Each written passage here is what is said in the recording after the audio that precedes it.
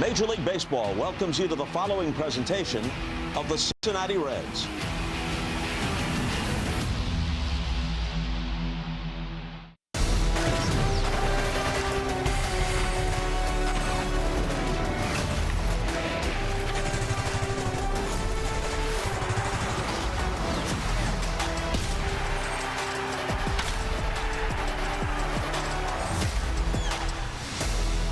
The Reds and Twins atop their divisions collide at chilly Target Field. That's set by Suarez to left center. Face it. A standing two-run double. And the Reds take their first lead of the game. It's 5-4 Cincinnati in the ninth. Clear them all.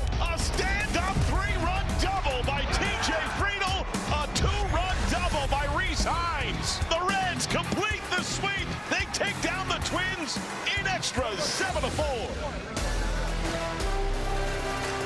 Time to tango at the Trop down in Tampa. The weather very different outside here in sunny Florida than it was in brisk Minnesota. The Reds and Rays collide for the first time this season.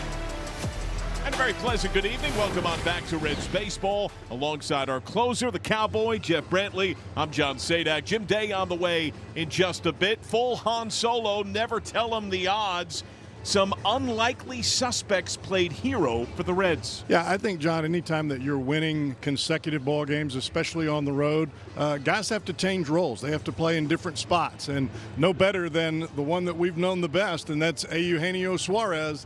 We've seen Suarez sitting more times than not since he's been back in a Reds uniform in the designated hitter spot. Well, he's playing Gold Glove third base on that play. Beautiful play to his right. He goes to his left here later in the ball game, makes a nice stab, nice throw across the diamond. Eugenio just says, you know what? I still got it. Yes, you do. Also was able to drive in runs. Then Kyle Nicholas in the ninth. Well, this is the best we've seen Nicholas yet. And not only aggressive within the strike zone, but look at this guy's face. He is totally jacked. That's what you got to do when you get out there. Take the bull by the horns. You're put in a tough spot late in the game, and he made it happen. Dane Myers delivered. Beautiful hit by Myers. Had put Steer in the ballgame. I mean, a couple of hits that not only were they unlikely, but they were kind of lucky that they put the Reds on top. On Sunday, two struggling sticks found their biggest moments. Yeah, I think it's unfair to T.J. Friedl to say unlikely hero, but he has struggled so much early in the season. This takes the monkey off of his back, and boy, did he clear the bases with one swing of the bat. I mean, there's nothing like that adrenaline when you get the job done. That was the Reds' first lead, their second aided by Rhys Hines. How about Rhys Hines finally getting to get that same feeling that T.J. Friedl felt just a little bit earlier? Hines back in the big leagues, back in a pressure spot, and he delivers. And then Graham Ashcraft in search of his first career save. Yeah, there's nothing like this, but it's such a crazy moment because you don't know whether that's a strike or not. That pitch got challenged, but the Reds came up smelling like roses. A full hasta la vista, baby. The robo-umps decided that final pitch and the ball game. A different task on hand for the Reds here today as this Tampa Rays team puts the ball in play. They've got speed. We'll match up Brett Lauder v. the Rays right after this. .com. Cincinnati Reds Baseball is presented by St. Elizabeth Healthcare and the Young Family Cancer Center, a regional leader in cancer care. By your Cincinnati and Northern Kentucky Toyota dealers. For all Toyota offers, go to Toyota.com. By O'Connor, Achani, and Levy. Attorneys you know, attorneys you trust. And by Ray St. Clair Roofing, your trusted problem solver. Give us a call. Down in sunny Tampa, Brett Lauder gets the ball today against a Rays club that loves to put the ball in play. And that may work to the advantage of Brett Lauder, especially if he's got his fastball location early in this ball game. If they're going to swing, he can find a way to decelerate contact. I think he reads swings good. Changeup always of importance. And if he's got the slider he had in his last ball game, we're going to have some fun. Coming off the longest showing he's had in the show. We'll go to break. Speed Demons, the blaze on both clubs. Jim Day on the way to break it down.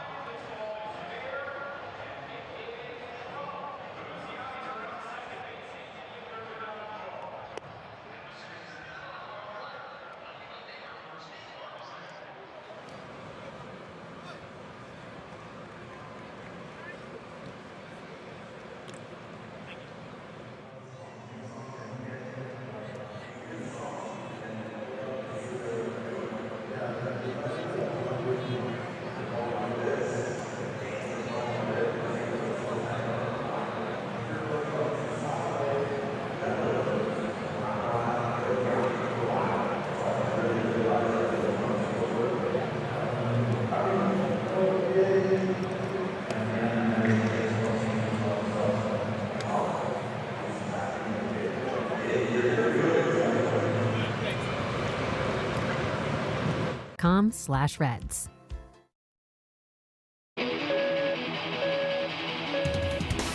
Not take your eyes off that man. Chandler Simpson's absolutely speed to burn. Ellie is turning it into overdrive. Watch him go. Here it goes. Lightning speed. It's so much fun to watch. This young man can absolutely fly. All right, got a couple of speed demons in this series. We know all about Ellie De La Cruz, how he forces the action with his speed, and he certainly did yesterday as well. If you're fast enough to round third and stop and start again and still score and force a bad play, oh, you're pretty fast. By the way, Ellie checked out yesterday after this awkward slide and checked out well today. On the other side, Chandler Simpson will lead it off. He has 9 infield hits, so look for him. Speed kills. We'll see who kills more in this series. Let's go upstairs. The guys will call it John Sadak and the Cowboy Jeff Brantley. Well, thank you, Jim. Simpson out in left field for the Rays defense. Junior Caminero shallow at third. Strike one to T.J. Friedel. John, I think you're going to see a lot of breaking balls from Schultens here in this ball game. He's a heavy slider pitcher, and he tries to use the fastball off the top of it. He's added a sinker this year, and Friedel slaps it to left. Simpson going back. One away. It's the first start since mid-September of 2023 in the big leagues for the now 32-year-old Jesse Schultens.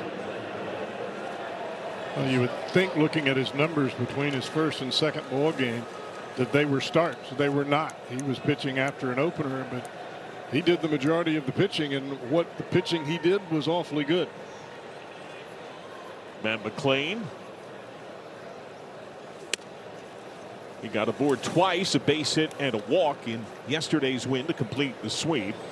He is 2 for his last 24 with more walks than strikeouts in that time.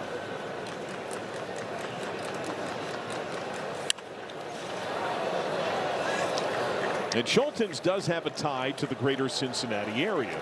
He hails from California. His name rung a bell for Terry Francona because he began his collegiate career at Arizona. But he ended at Wright State, and he threw a perfect game against Dayton, struck out a dozen, the first perfect game in Wright State history. Well, that's the pitch that he's going to want to throw the majority of time tonight.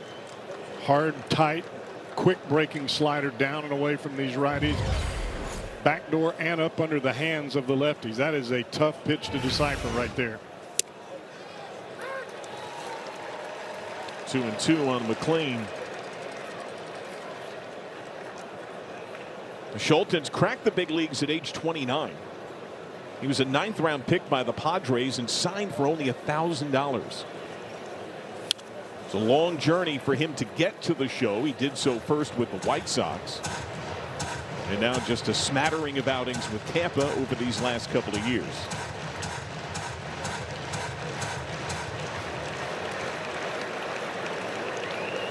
Jonathan Aranda way off the line at first. That slider yanked.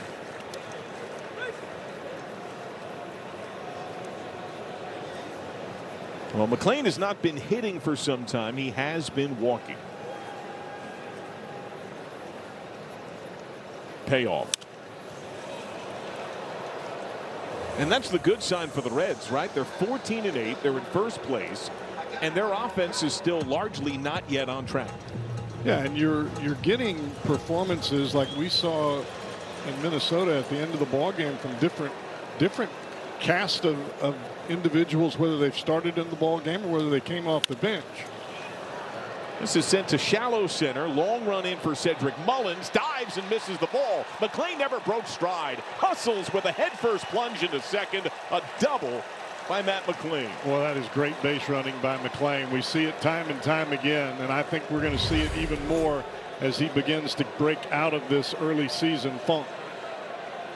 But he comes out of the box. He realizes that ball is going to land, and he turns on the afterburner. Now, when you were watching BP today, you noticed a different carry to the baseball here versus Minnesota.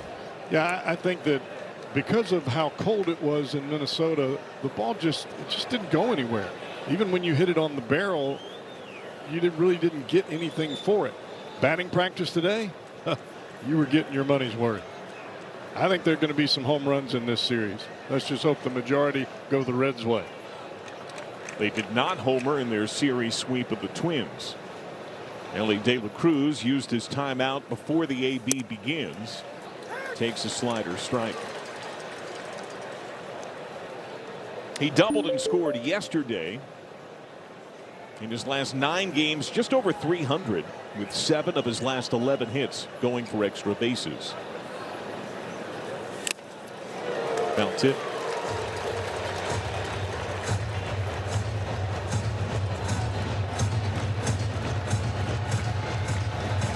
Because of that slider, Schultens has been excellent against lefties on his year and career.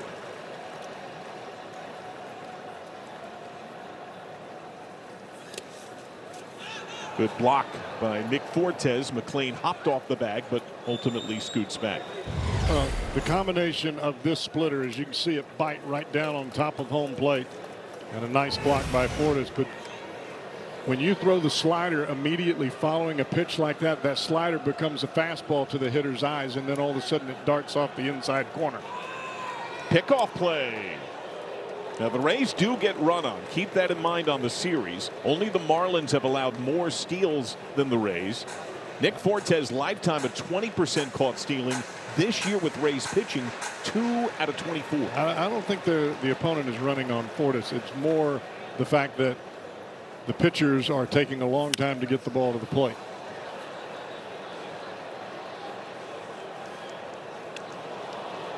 There's a lot of red in the stands. The upper deck is barren, but the lower bowl that's somewhat flush is overwhelmingly red. And it's a little brighter in here. It's now a 1-layer new roof, not the 2-layer roof. More sunlight effect on the field. 1-2.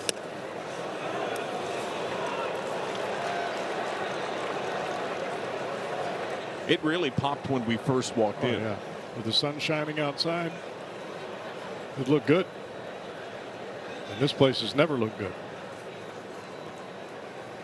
2-2. De La Cruz has seen one true fastball this AB. A lot of different speeds between sweeper, cutter, slider, the split finger that Schultens has thrown. He's thrown Ellie one fastball in this at bat, and it was a ball on his hands that was fouled off down the third baseline. First base open. Sal Stewart on deck. Payoff. Grounded right side. A well-shaded Richie Palacios. McLean to third. The Reds 9 from St. Elizabeth Healthcare. Sal Stewart about to stand in. And we've already seen it here 2-3 batters into the ball game. When in doubt, he's coming with a slider. First pitch. Stewart swings away and fouls off a slider. The problem that you have as a hitter, especially early in the ball game, is you don't really know, is it going to be a cutter slider? That means a very short break, or is it going to be the big wide 88-mile-an-hour sweeper type break?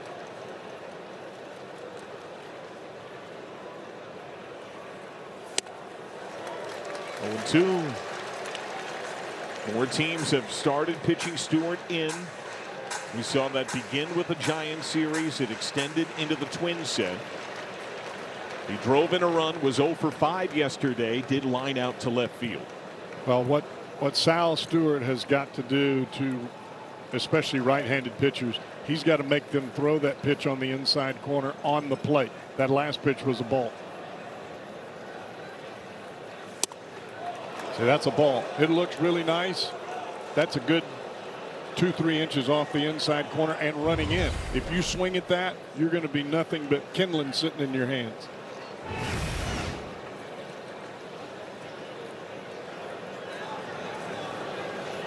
One, 2. But when you take that pitch, when Sal takes that pitch that's just off the inside corner, you force the pitcher to go back to your strength, which is away, and that's where Sal handles the ball the best. The ball that's out over the plate, he can drive it out of the park to right. He can slap it down the right field line.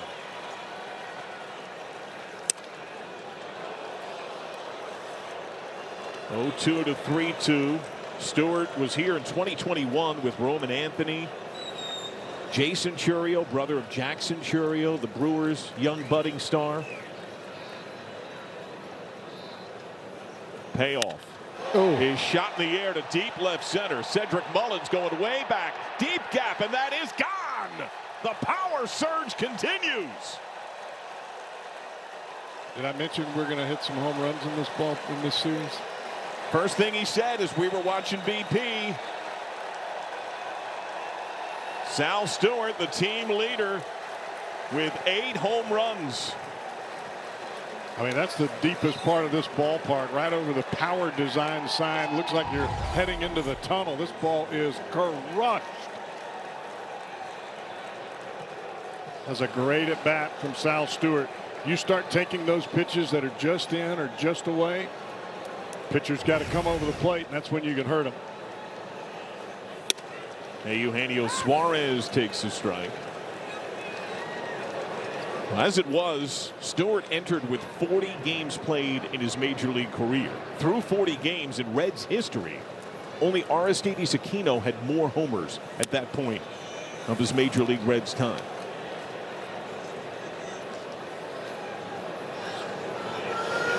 That is some special company.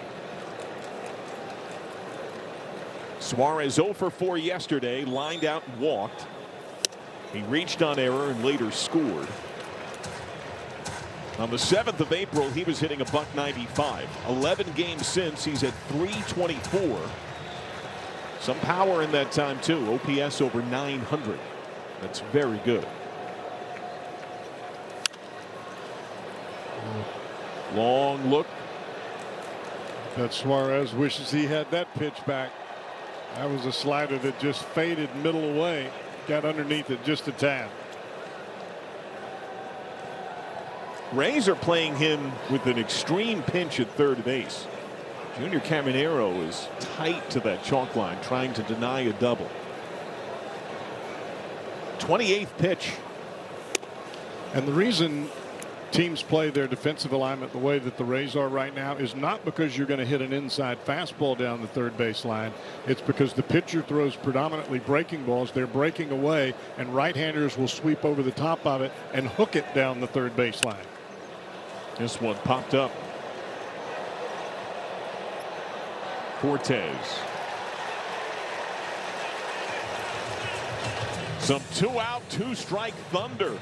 He was down 0-2. He rallied back, and Sal Stewart jacks the ball to left center. 2-0 Red Legs.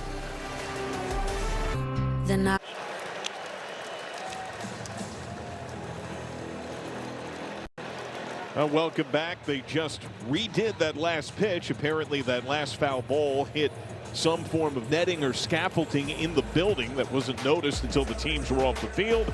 And another pitch and a swing and miss. Strike 3.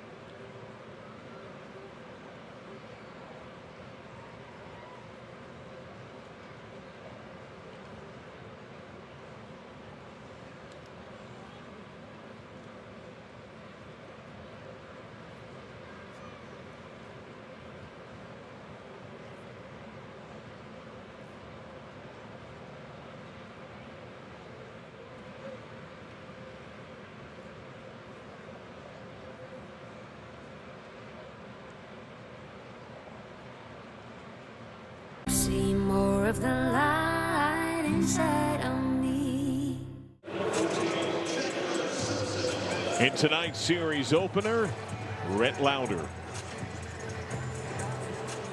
Nothing like having a 2-run lead before you throw your first pitch of the ball game. That makes settling in a whole lot easier. Faces the speedy Chandler Simpson. You believe the changeup could be critical for Lauder? Yeah, I just think that when you have an aggressive ball club like the Rays, they're going to be hunting fastballs. If they're hunting fastballs, they'll be susceptible to the changeup. Both corners pinch against Caminero, or Simpson rather, who is 6th in the league in average. He's the 4th hardest man to strike out early this year. Grounded. Tough play, De La Cruz on the backhand, speedy runner, and he eats it wisely. He had no shot. That's one of the fastest men in the game. Well, because of the speed and the ability to put the ball in play, and the fact that Lauder throws a lot of pitches at the bottom of the strike zone, it's going to put some pressure on the Reds defense and the Reds defensive positioning. It's already 12 infield hits for Simpson, the most in the majors. Now Junior Caminero, who's knocked a run in 5 straight games. Now the Rays love to run. They by far led the majors in steals last year, and they've had a steal in double-digit consecutive games this year.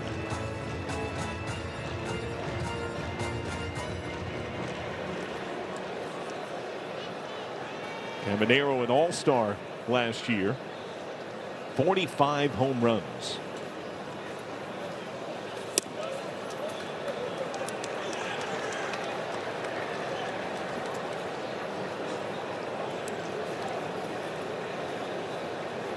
Caminero likes to swing, and he swings hard and he swings fast. One of the fastest swings in the big leagues. Now, while he has that quick bat and he does have special power, he also by far led the majors last year grounding into double plays.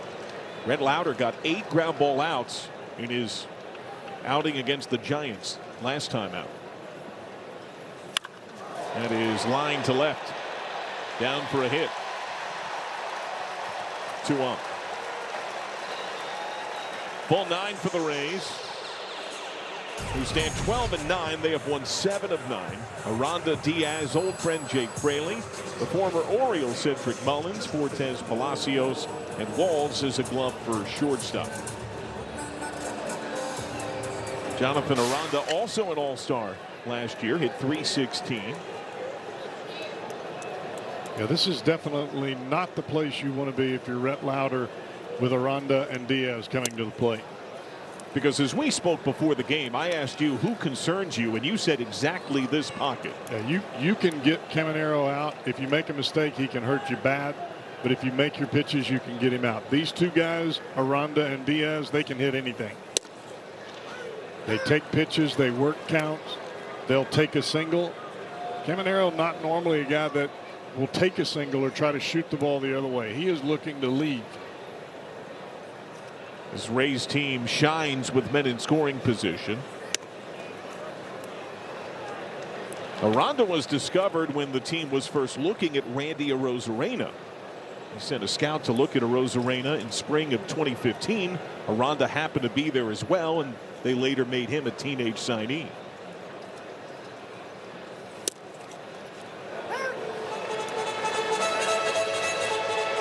That's a pitch right there. That is questionable on both sides, whether you're the hitter, catcher, or the pitcher. But if you're Rhett Lauder, you're hoping you can get that pitch all night long, right down there at the bottom of the kneecaps. Appeal, full count.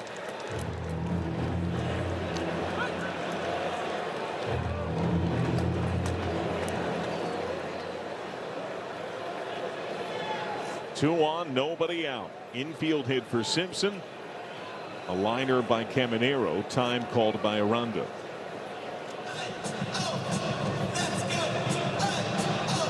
Reds are great when they grab a lead. When they score first, they're 10-1, second best record in the majors.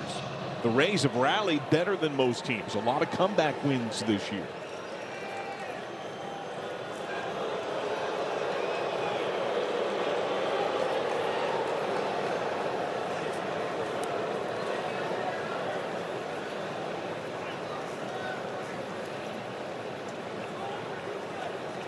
3-2 is ball 4, bases loaded.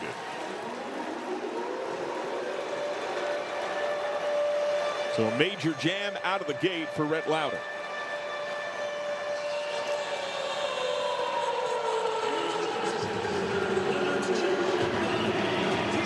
Yandy Diaz making a lot of contact. 4th best average in the game. He's top 10 in on base early this year.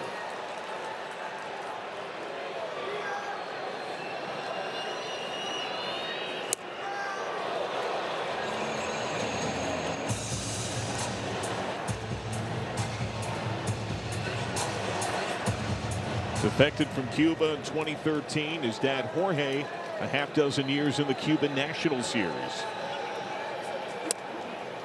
Consecutive sliders down and away from Lauder. You mentioned you need to be careful with Diaz. How do you try to pitch it? You've got to continue to change speeds. Don't throw a fastball in a fastball count. And that's probably one of the greatest strengths Lauder has shown. Right.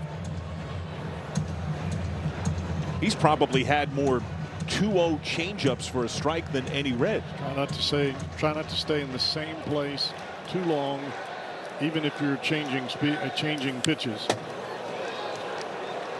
He gets to 2 strikes. The former Red Jake Fraley on deck.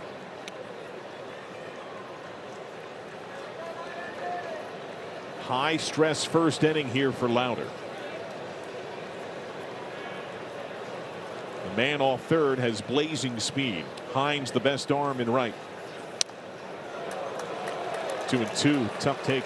You see all of these. This is what makes Diaz and Jonathan Aranda so difficult to face for a young pitcher. They take those borderline pitches. They know the strike zone. They work the count. They make you get deep. 2-2. And by the way, just so you guys know at home, no broadcast crew today, TV or radio, has the strike zone box that you're looking at right now. None of us do. It's a change this year. Payoff. A miss, and that's a run. 4 straight Rays have reached. Back-to-back walks mean a 2-1 score. Here comes Derek Johnson.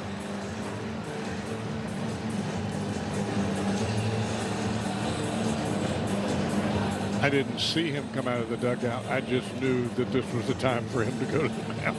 And what does he say as he prepares to face Jake Fraley? I think it's just reinvigorating the confidence that Lauder possesses, trying to smooth things out a little bit, but also refocusing with what he's needing to do with Tyler Stevenson, get them on the same page and get back to throwing strikes and attacking hitters. A lot of times when you get the bases loaded and nobody out, you start pitching away from contact rather than to decelerated contact. You get caught in a little bit of a rut, and the next thing you know, you got a rally on your hands and it's in the opposition. The former Red Jake Fraley, over 300 games, almost 40 homers in a Reds uni. He has struggled overall and with men in scoring position so far as a Ray. He's 1 for 11, but lifetime bases loaded 444. That includes 2 grand slams.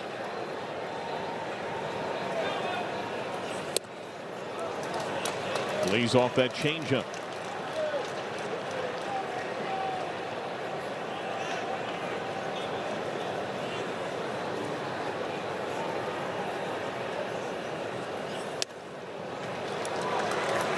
Nothing's been in play for a bit. The defense has been static, watching.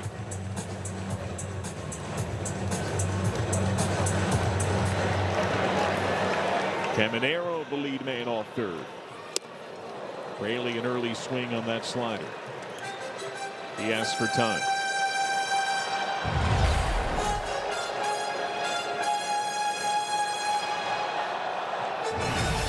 There's a lot of Reds flavor on this Rays club, including Nick Martinez. Reds will see in the finale. 2-2. Gavin Lux is currently hurt. Was injured in spring. and then appeared to have rolled an ankle during a rehab assignment at AAA.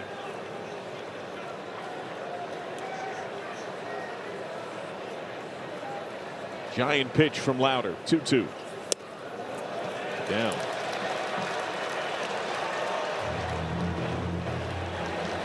He walked Aranda to load him up. He walked Diaz to push in a run. Nowhere to put Fraley. Payoff. Strikeout looking helmet tap. ABS powered by T-Mobile. Fraley does know the zone well. Called a strike. That is a strike. And the Rays lose a challenge. Tampa has one challenge left. A big first out for Lauder.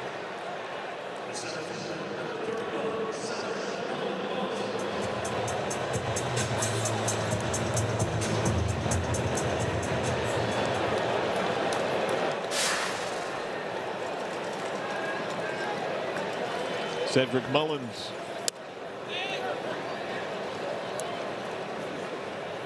He was the first Oriole to post a 30-30 season in 2021. An All-Star and a Silver Slugger that year.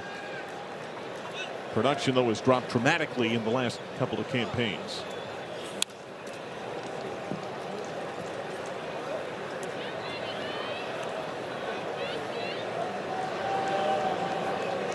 Lifetime has thrived, bases loaded.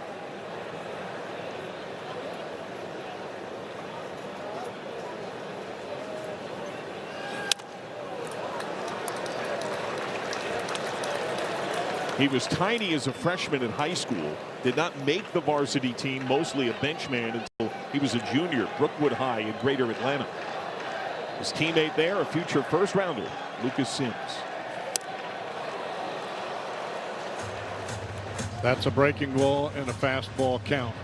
That's part of what makes Lauder so good, is being able to execute those types of pitches for strikes. He wasn't able to do that through the first 5 hitters until he got to first 4 hitters till he got to Jake Fraley. Got him looking. Back-to-back backward Ks for Lauder.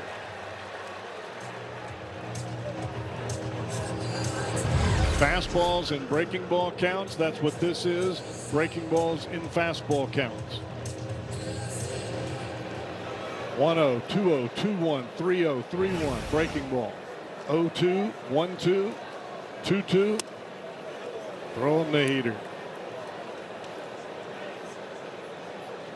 He's at 32 pitches and counting. Nick Fortes, drafted and broke in with Miami, now with Tampa. He was a deadline deal last year. He had been splitting time catching with Augustine Ramirez for the Marlins, who hit so well they felt confident in moving him. Bounce to third. Hayes, short way to second. Whew. Well, the Reds have been walking the tightrope a lot, and Lauder loads him up with nobody out, yields just 1 run. Watching at FuboTV.com.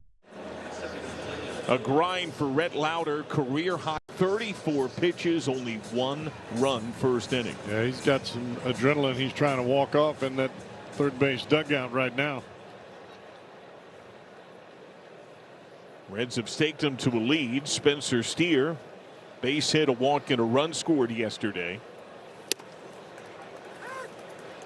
To me, the walk was one of the good signs for Steer. He's only had 2 since game 2 of the season, including yesterday's free pass.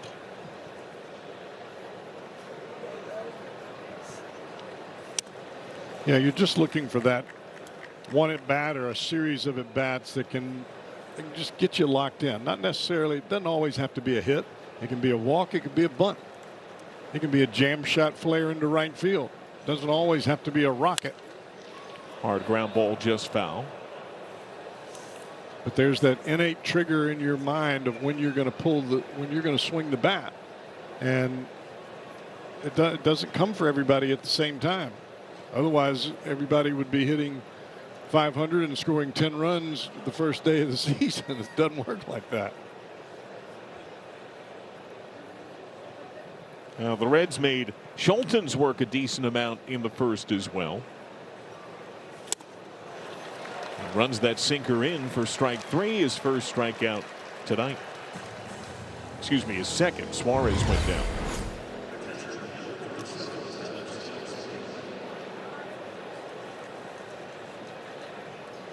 And now Tyler Stevenson. He doubled and walked yesterday, went 1 for 3. On the 7th of April, he was at a .148.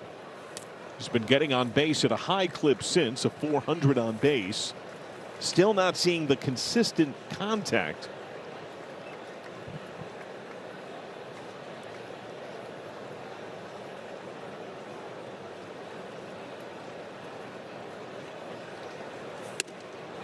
Did he go? Appeal says yes. He's also getting a long look behind the plate, Cowboy. Tonight marks his 4th straight start catching. He's done that twice this year. He did it once all of last season. Well, without having Jose Trevino on the active list, the onus falls directly on Tyler Stevenson. Oh, what a sliding stop by Walls, and he makes the play to Rob Stevenson. He rated as one of the elite shortstops last year, and he shows why on that play. Great range to his left up the middle, the diving catch. What I love is how quickly he got to his feet and got rid of the baseball. He doesn't hit all that well, but only Mookie Betts rated better in defensive run saved at shortstop than Walls last year. Appeal no go for Rhys Hines, who got aboard twice yesterday. He walked and had that critical 2-run double in the 10th inning. A lot of fastballs in this inning on the inside part of the plate to these right-handed hitters. And he's using that because we know that he throws the majority of the time breaking balls. He's trying to set up that breaking ball the second time you come to the plate by pounding you inside early.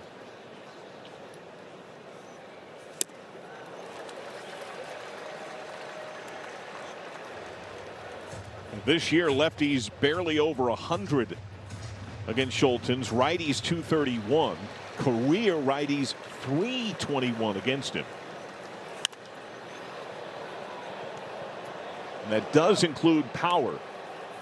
He has now allowed 17 career homers. 16 have been hit by right-handed batters. And one of the absences in this version of the Trop roof, the marks of where home runs had gone against the scaffolding are gone.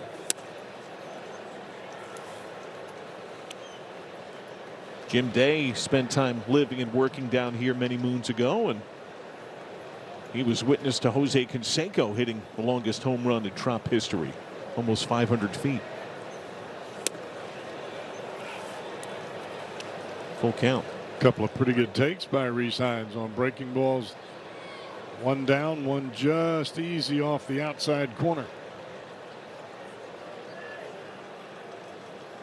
Payoff to come. Looking. Bookend K's in a 1-2-3 inning. Save hundreds. What are you waiting for? Make your move before I do. Reds ahead 2-1. Now the Kia player profile. Yesterday, Will Benson became the first man in baseball history to score 2 runs in one game and not see a pitch. He pinch ran for Tyler Stevenson, scored in the 9th, got intentionally walked, no pitches seen, and scored in the 10th. Reds making history. That's pretty cool. A little rough on your ERA, though. Richie Palacios. Now, we were talking some during break, Cowboy. An arduous first inning for Lauder. You'd always rather get offensive support from your teammates, but you see value in a quicker inning getting him back out there. Yeah, there are some guys that maybe they need to sit a little bit longer before they head back out. I think for Lauder, because of the intensity of that first inning, you could see him really pacing in the dugout. I think he needed to get back out there and get back to work and get back in a rhythm.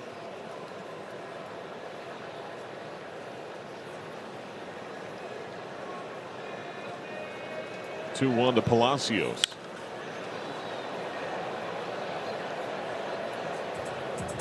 Palacios' dad from Puerto Rico. Richard played in the minors in the Tigers organization. His mom, Leanne, is from Curacao. He grew up in New York. I played with his dad in Puerto Rico in my Reds. Did you like that experience? Got me to the big leagues. That sailed to left.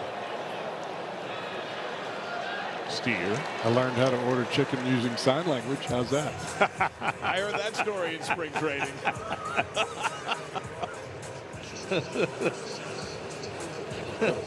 Perhaps the best part of it is when Jim Day starts physically reenacting the story. Those breasts, those wings. Hey, you got to do whatever it takes when you're looking for some fried chicken. Taylor Walls. Corners pinch in a bit.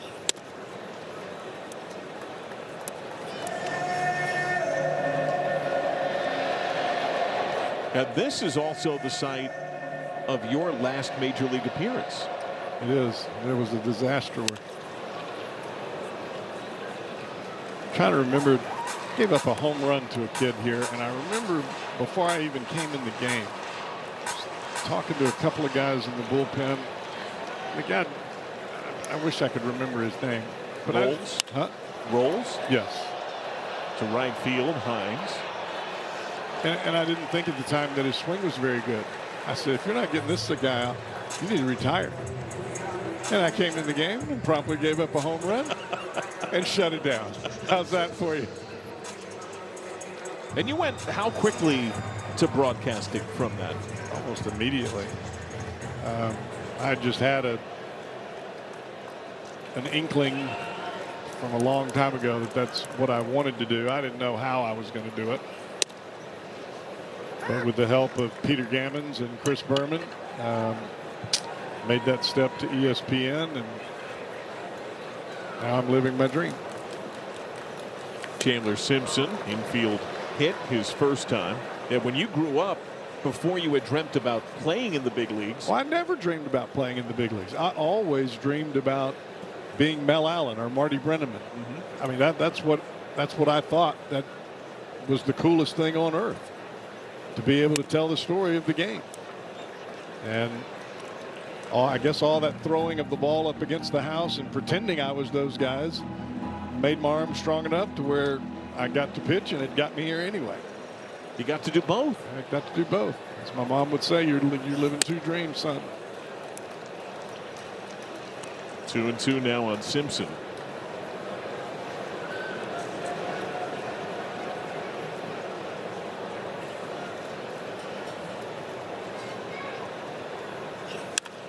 Grounded, just foul. In that regard, that's where Simpson is a bit of a throwback guy. It used to be anybody with speed, a focus at BP would be put the ball on the ground. That's what he does. Yeah, I think especially with this turf. Now, you don't have a huge, hard area around home plate. But being able to slap the ball on the ground and use his speed, he can make it tough on you. Popped foul ground, Hayes over. And a good bounce back for Lauder. A 1-2-3 second inning.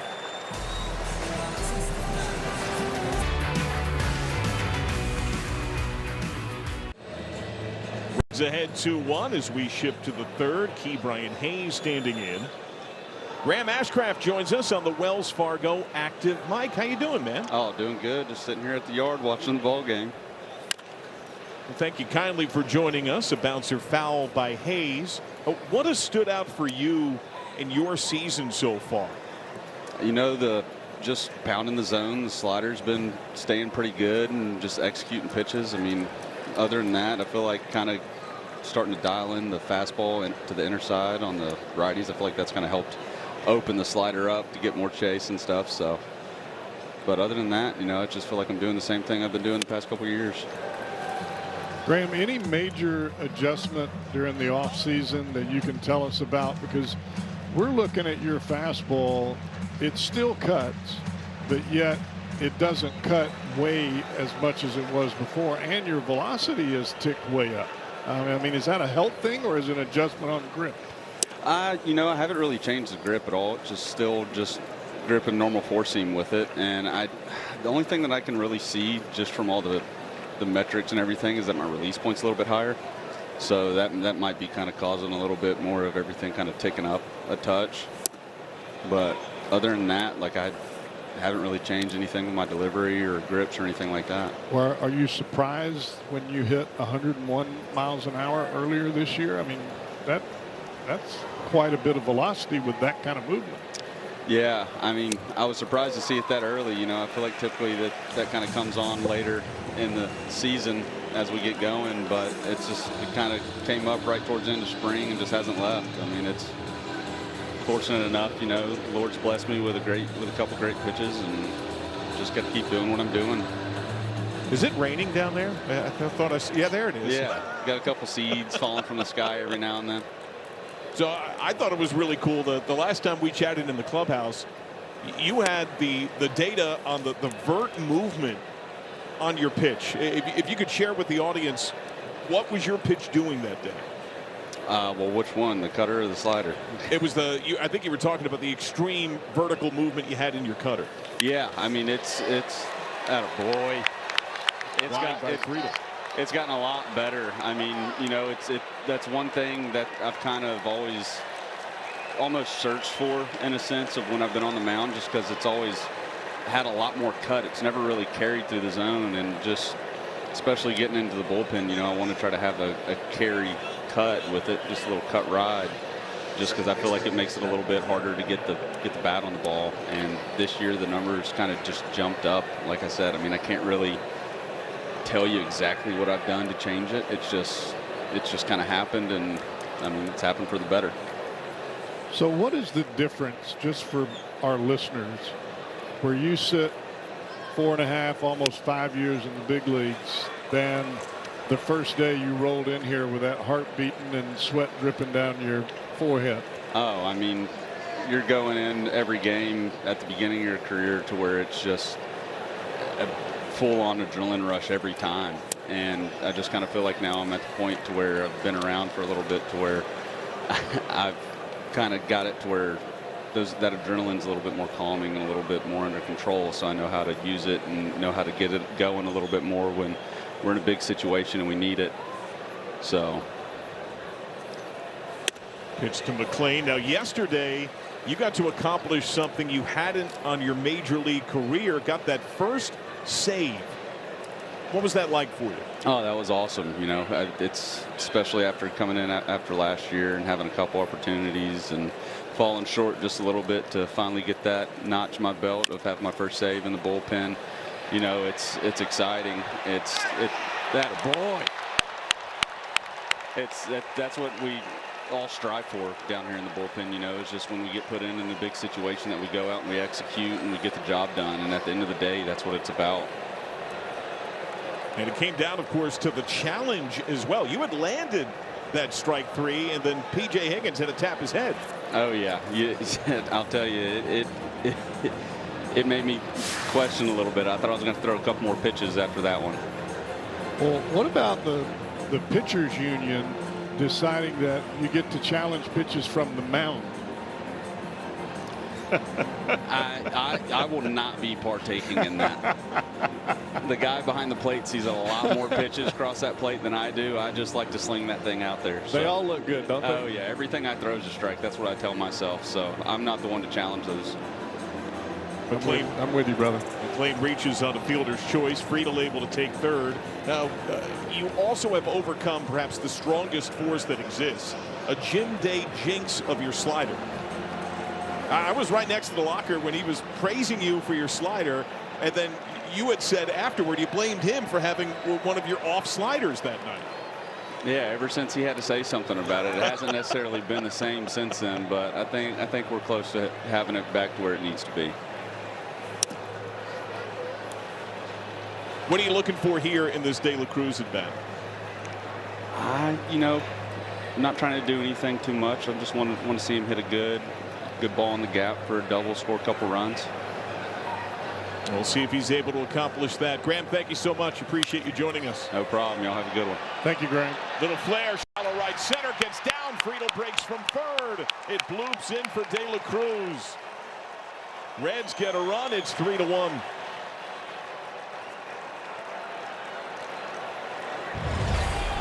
That's kind of like pitching right there. It's not always how hard you hit it or throw it. It's where you put it or where you place it.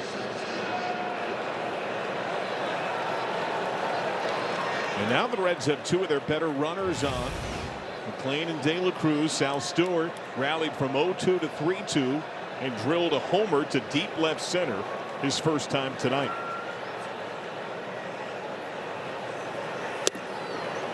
Healthy cut, strike one. During that at bat, the second strike came on that sinker running in. You said he needs to take it. He did on the next pitch and then rallied for the deep count.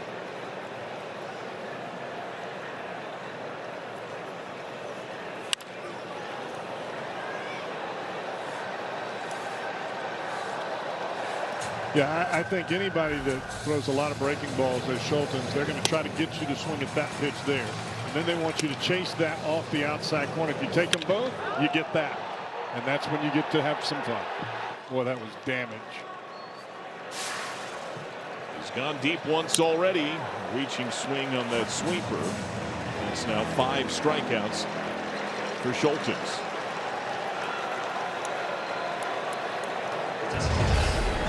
A little more aggressive this go round for Sal Stewart. The pitches that we were talking about him taking in the first at bat, those are pitches that he actually went after in the second at bat. And a lot of that is just mindset from a hitter. Topped by Suarez to third, Force at the bag, end of inning. TJ Friedel delivers another double. Ellie De La Cruz gets him home. Don't miss a moment this season with Reds.tv. Watch on any of these channels or stream the entire campaign in Reds territory for just $99.99. Watch games at home or on the go. Stay connected all year long. Subject to national exclusivities. Visit Reds.tv for details. Start streaming today. The Reds added on a run. Ellie De La Cruz, the soft RBI hit. Stakes a 2-run cushion again for Rhett Lauder. Down and away to Junior Caminero, who has a base hit. Some great signs for the Reds. TJ Friedel stung a ball again. Had no extra base hits until yesterday. Now has doubled in back-to-back games, part of creating runs. And you get the feeling now that Friedel is going to come on like gangbusters the way that he's barreling the baseball. Like we were talking about earlier, sometimes it can just be one swing, one foul ball, one take, one bunt that kicks you into that hit mode where you're seeing the ball again. And it looks like he's there. Sinker runs in.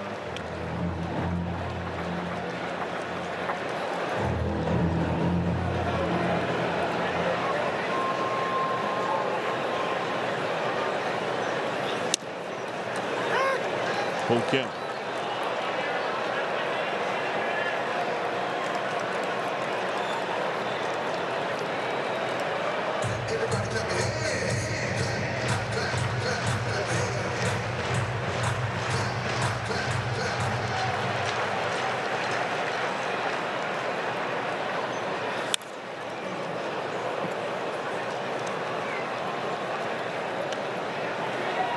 Early last year, Caminero saw a hard lean toward home runs when the Rays were playing at the Yankees A-ball facility across town.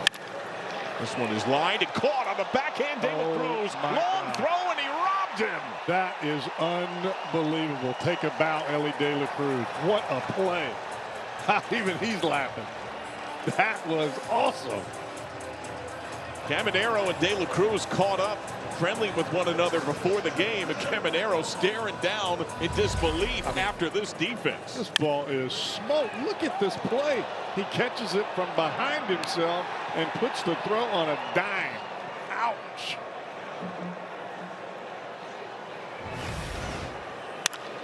First pitch, right side, off the backhand of Stewart. Awkward stab. Lauder was there to cover, but Aranda's on.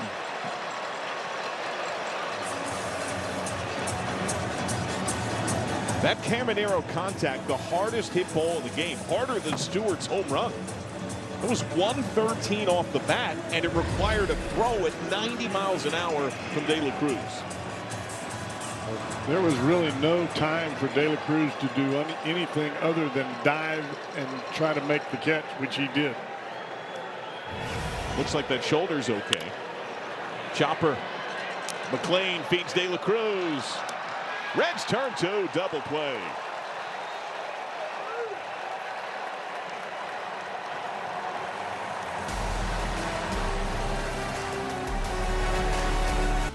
Ray St. Clair Roofing.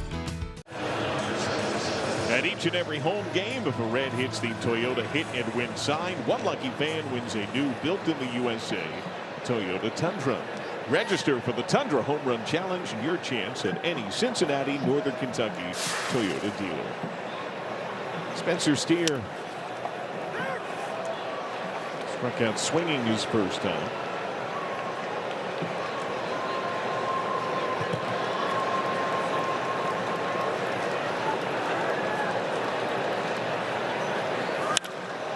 Off the end of the bat with some carry. Simpson angling deeper in the gap. Misses the ball. It's off the wall. Steer never stopped. He's into second, standing with a double. Ball leaks away, but it's gathered side of the mound by Stoltens. Well, that ball had a lot more carry than what I thought it was going to have, and definitely a lot more carry than what Chandler Simpson, the Rays left fielder, thought it was going to have. It just kept going. It wasn't hit that hard, and it was off the sweet spot down near the end of the bat. This is not target field. I think Chandler Simpson thought he was about to hit the wall and kind of pulled up a bit short there. The Reds are the beneficiaries. For all of his great speed, he was more in center last year. Did not rate that well defensively. So here's a chance with Steer in scoring position right out of the gate. Tyler Stevenson grounded out to short. A nice play by Taylor Walls in the second. First pitch driven to right center. Mullins goes to the gap. Deep gap glove. Steer tags. He takes third. Productive out. Just a nice swing by Tyler Stevenson. He's shooting for that right center field gap, but he got the ball in the air a little bit. Mullins with good speed. You still move the runner to third base with one out. So the Rays are going to bring the infield in. Rhys Hines worked a full count and struck out looking. Fastball his first time. So a lot of breaking pitches to get him there.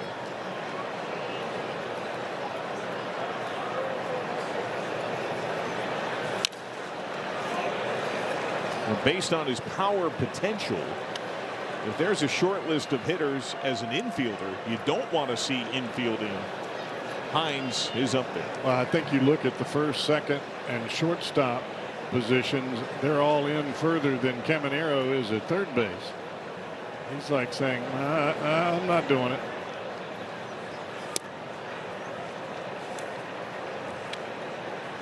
Of course, he may draw a benefit if Hines tends to lean on one of those down and in sinkers and he hits it right at Caminero. He may be better playing where he is than if he was in on the grass. Yanked well wide. Nice glove by Fortes.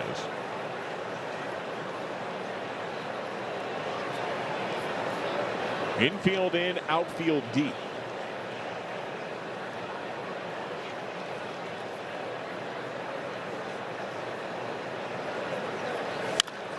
Hard foul.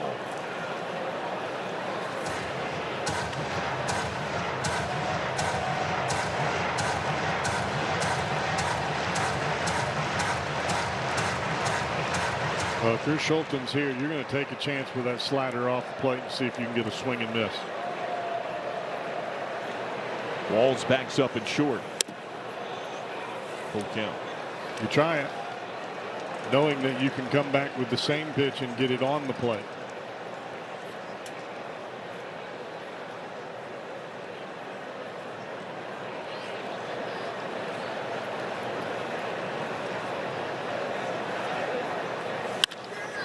To Walls.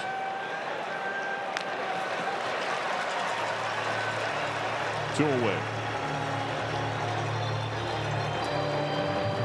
The dialogue continued between Caminero and De La Cruz after the robbery while we were away.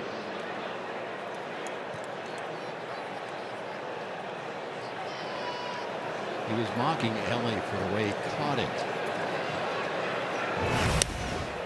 Behind him with his leg kicked out. Well, the ball was hit so hard he had to dive back towards left field just to catch the angle. Yeah, well, I think he was just looking for any angle, if you will, to get at it. Great play. Bounce back by Hayes behind second. Palacios. Hayes now 0 for his last 33. Leadoff double, stranded. 3-1 Reds.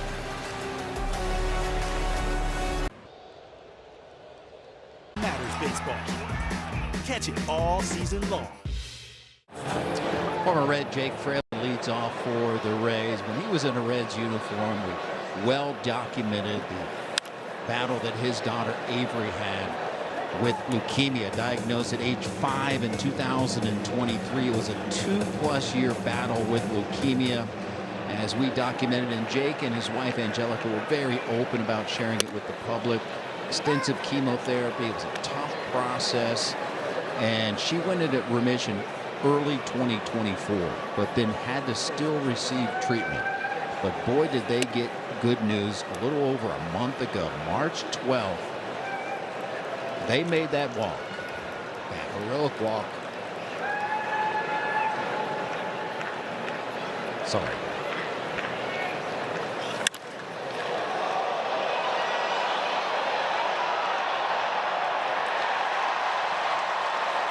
Fraley off the wall. I understand the emotion, Jim. She's able to make the walk and ring that bell. Leukemia free.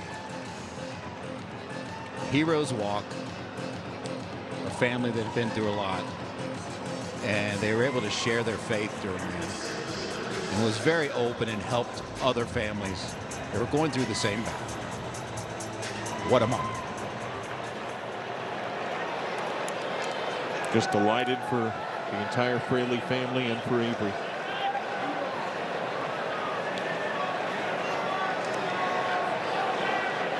And Jake also was so open about his own mental health,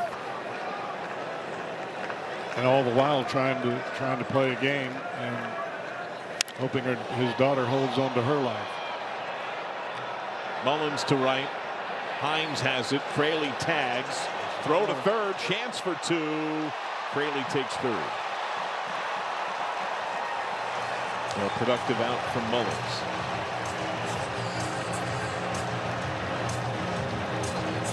Seeing a lot more aggressive swings from both teams jumping on first pitches.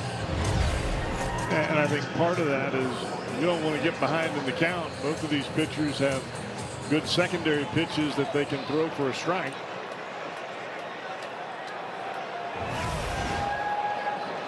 Reds have the infield in. They'll move the middlemen back for Fortes.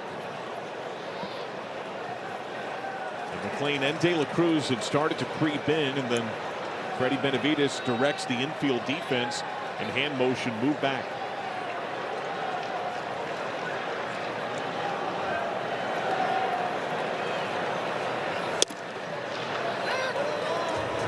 Fraley taking larger secondary leads off third.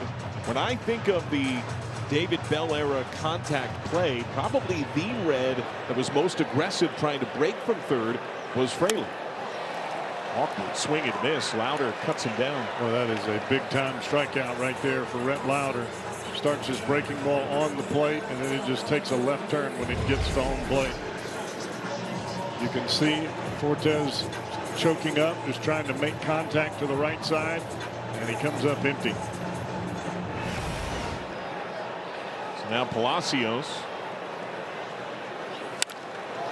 turns on that first pitch and fouls it hard. Now, Lauder endured 34 pitches, a new career high in the first inning. but needed a little more than a dozen in the second, only 10 in the third. Considering that kind of first inning and the pace that he's now on, trying to give his team some length.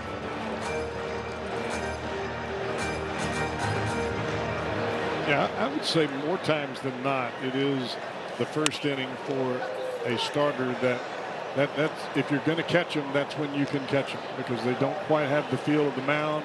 They don't quite have the feel of all of their pitches. And when they settle in, they're usually pretty good. That's why they're starting pitchers. To right field, Hines picking up speed on the slide, makes the play. Good recovery. Leadoff double, stranded. Next day delivery at Big Sandy Superstore. Join the Reds on Saturday. Fans in attendance receive a 2026 Hall of Fame induction fleece blanket thanks to PNC. While supplies last, Reds.com/tickets. TJ Friedl scalded a double, later scored his last time. First pitch here. Floats to right and Fraley.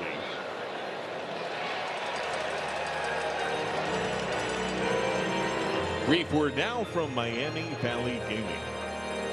Get ready to get lucky at MVG. With over 2,200 of the best gaming machines, we got you covered.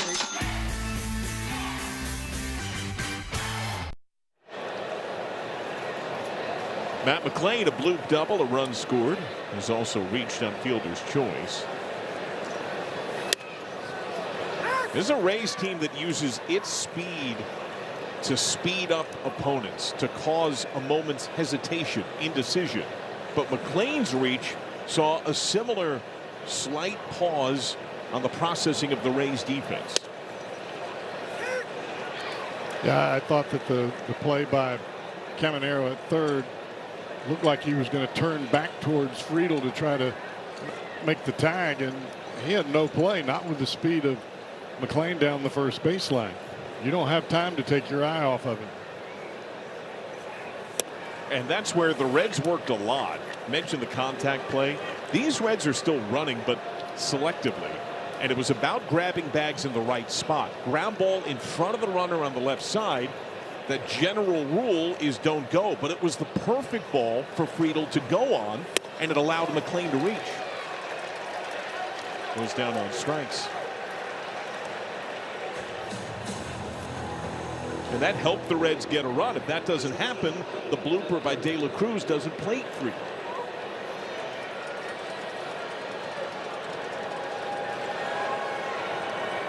He's also grounded out to second base.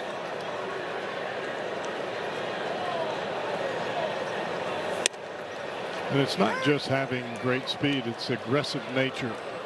That aggressiveness forces the opponent into surprise, and when you surprise them, they're more apt to make mistakes, especially on the infield. To second on the backhand, Palacios. Reds go in order for a second time tonight.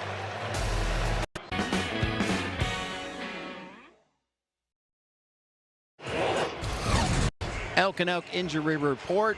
Jose Trevino continues to trend in the right direction. He caught a live session today. Here you see him doing drills behind home plate. Also hit off the machine. Nick Lodolo is set to throw 3 innings against live hitters tomorrow. Trevino will be one of those batters. He also caught Caleb Ferguson's session today. Well, thank you, Jim. Great signs for all 3.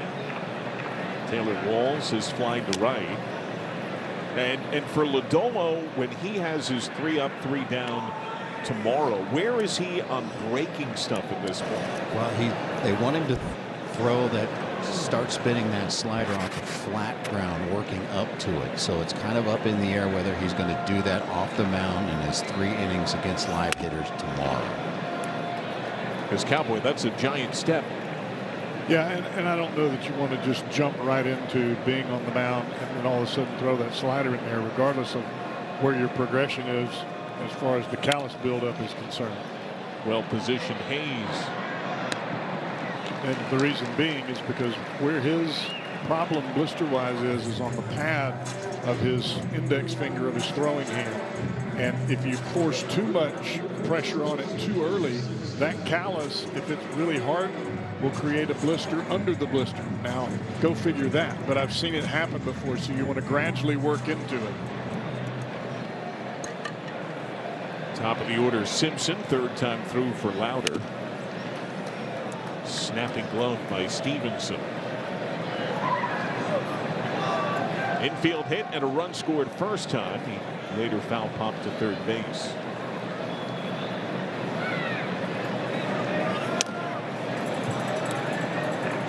There is now action in the Rays bullpen. Bullpens here are exposed. It's minor league style, so you need a bodyguard out there with a glove and a helmet to make sure to shield the loosening battery. That's slapped over second. Watch second. Watch second. Simpson turns and holds. Thrown in by Friedel. You can't relax for a second with Chandler Simpson on those little short hit balls into the outfield. He's looking for two right out of the batter's box. He's running Friedel from right to left. Friedel was ready for it.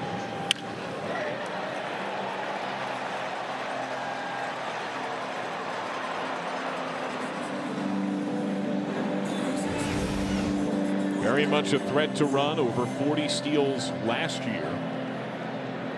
Caminero appeared to call time before he stood in. He has singled and been robbed by De La Cruz. Change-up strike. Looks like Kevin Kelly is starting to loosen for the Rays.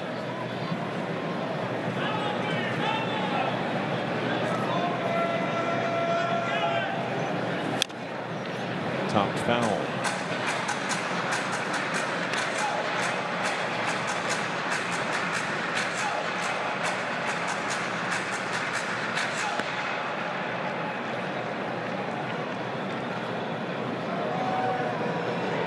Simpson tied for the second most steals in the majors last year.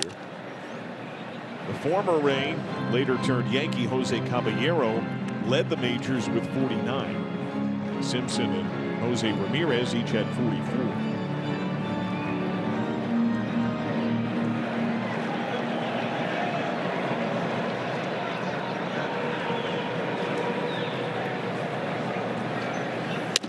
Way outside. Great glove by Stevenson.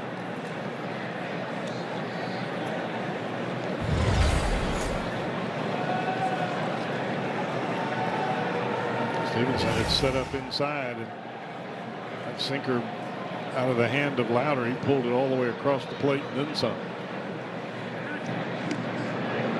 I don't know that there's a huge chance that Simpson runs here. I realize that he's fast and he's stolen 7 bases, but you've got a hitter at the plate with one swing of the bat that can tie it up.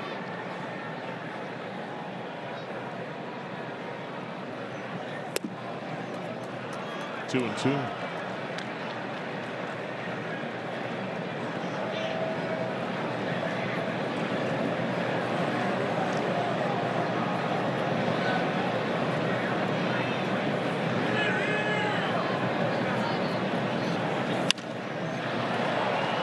Shallow right, McLean out. Hines coming on. McLean the call. He's got it. Seems like every fly ball that we have seen go up, John, we've seen the outfielder or the infielder at the last second hot-footed back just a step or two. And I don't know if that's because of the way the roof is constructed here, if it's the lights, or if it's just a difficult time judging it here in the dome. And it's not just the Reds players, it's been the Rays players as well. Aranda has walked. There's a base hit that was knocked down by Stewart at first base.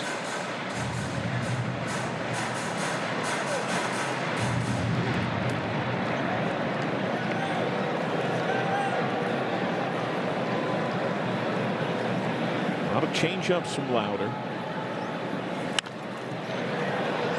De La Cruz.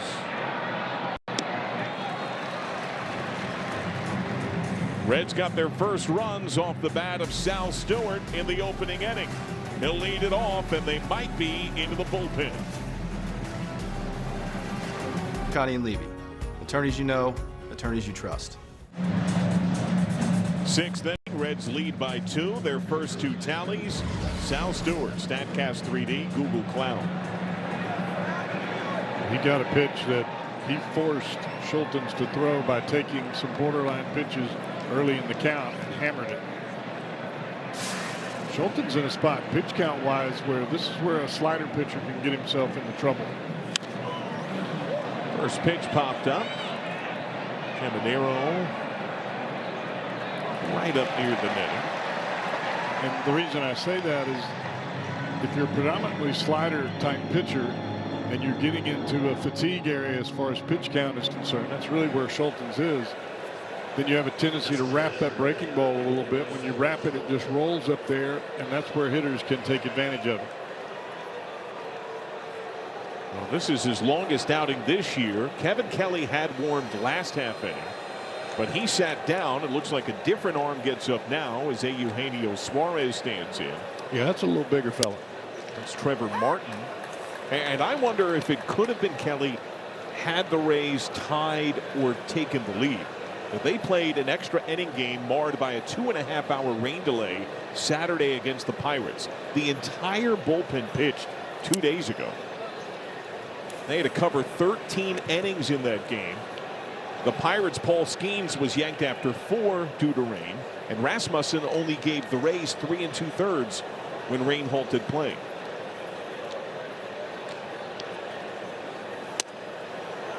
That could reverb for a few days. That's part of why the free runner rule exists. The free runner rule is to avoid multiple extra innings in extra inning games. You don't want that 18-inning game that derails a pitching staff for a month.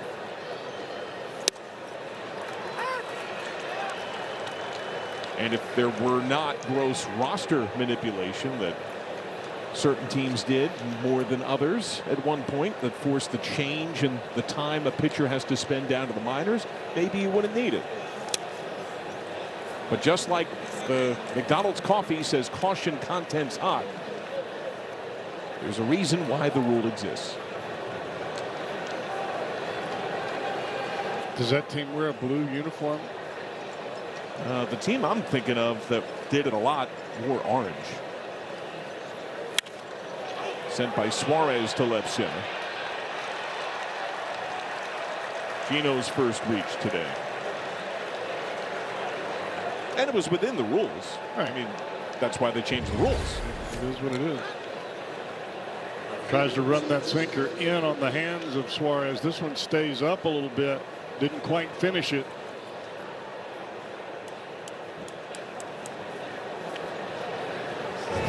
You don't want to roll a slider up there to this guy. Spencer Steer doubled his last time. Oh, and he gets hit up and in. Lost the handle there on the sinker.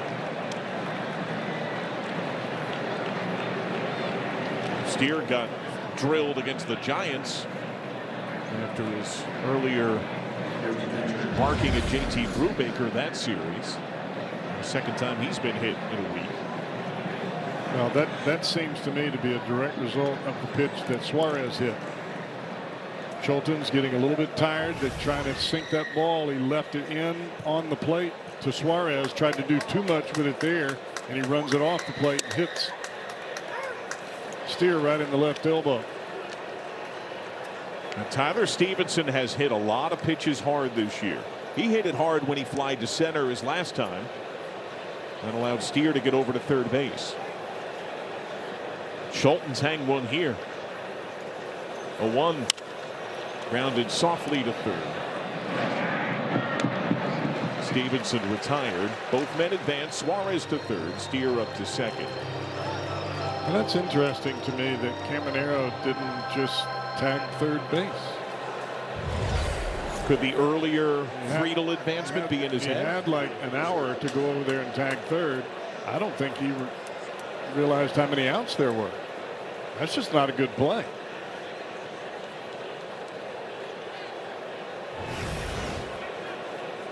So now Reese Hines second and third. Strike 1.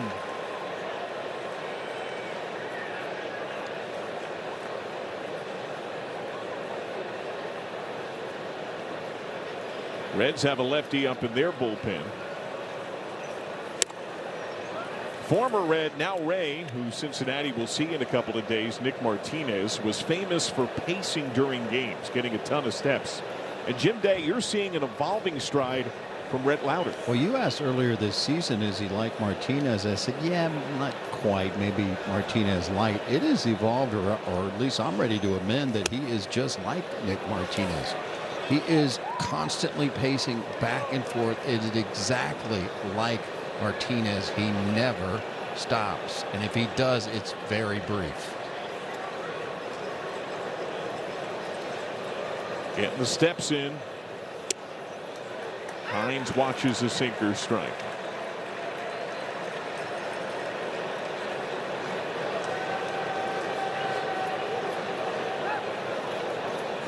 Can the Reds add on here? They're 2 for 10 men in scoring position today. The Rays, by the way, who have excelled in that regard, are 0 for 6. Similar spot Hines was in his last at bat. He got a slider in this count. That's when he grounded out. 2-2. Almost hit him. So the command is just about gone for Schultens. Even with a struggling Hayes on deck, could this be his last hitter? If he walks Hines or loses him to a hit, he's definitely out. A walk, I'm curious what they would do. That is sharply over third. Fair ball just inside the chalk. That's 2 runs. Suarez scores. Steer scores. A 2-run standing double turned on by Rhys Hines. 5-1 Cincinnati. That is a great piece of hitting by Rhys Hines. Not an overswing, anything but alligator arm swing. Watch him pull his hands in. Didn't even finish the swing, but he is so strong. All he's got to do is get the good part of the bat there, and the ball just shoots out of home plate area. Well, that's nice. So they have chased Schultens. One of the Reds' bigger run-scoring efforts this early in a game in some time. Hines hits in 3 straight. The Reds are into the Rays' pen. Tim Howard. I am Tim Howard. Jim Beam, official spirit of U.S. soccer. Rhys Hines getting hot. 2-run double expands the Reds' lead. Now the major league debut of Trevor Martin. Known for his fastball, Skyline Chili, called to the bullpen.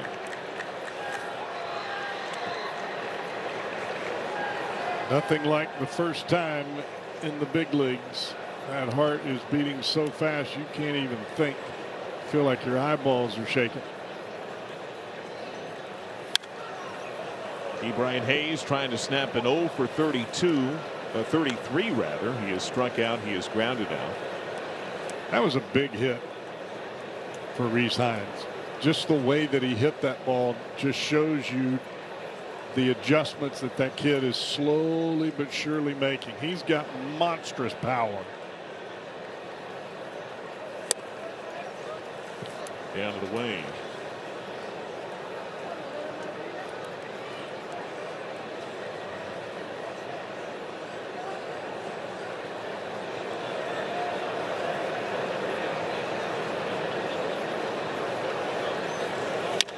Hayes chops it. Hines takes off. Walls bare hand. No play. Infield hit for Brian Hayes, and he snaps the 0 for 33.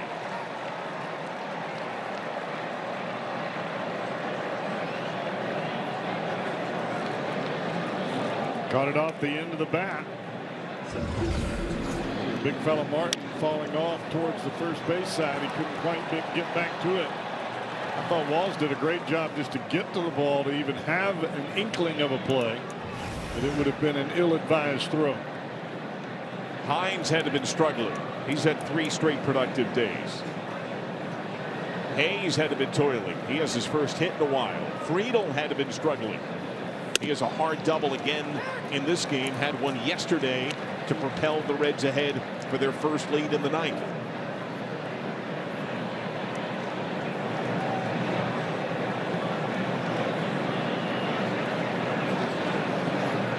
If a ball gets away, Hines has great speed. He has comparable to Ellie De La Cruz speed. If the two are in a foot race, I'm not positive. It would depend upon the distance who I would pick. This young man has great gas, but a lot of nerves. Big league debut.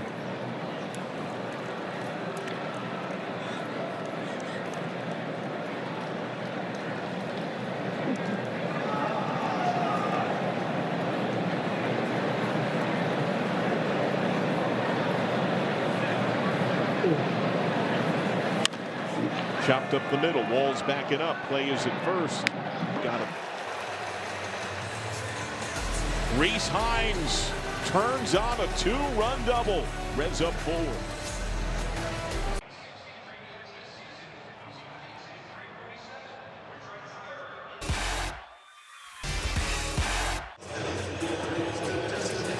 Join the Reds for Star Wars Night, Saturday, May 9th. The ballpark will transform into a galaxy far, far away. Fans in attendance will receive a Grogu bobblehead thanks to Tri-Health while supplies last. Visit Reds.com/tickets. Brock Burt warms. Rhett Lauder on the mound. Facing Yandy Diaz. Diaz has walked. That came bases loaded. Drove in the only Rays run so far. He's also bounced into a double play.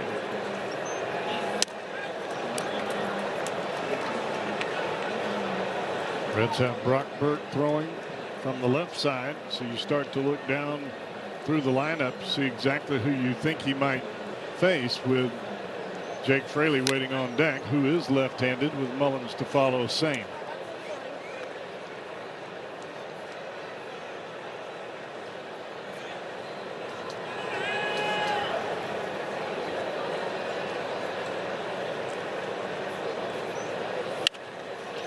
To second, McLean. Nice play. Nice. Well, that ball had some awkward spin to it, and McLean played it perfectly. You were watching McLean take ground balls earlier today. Everything that McLean does from a fielding standpoint is technically perfect. Did you see the ball go into the glove and the eyes go, the chin down to the chest, the eyes go straight into the glove, looking the ball all the way in?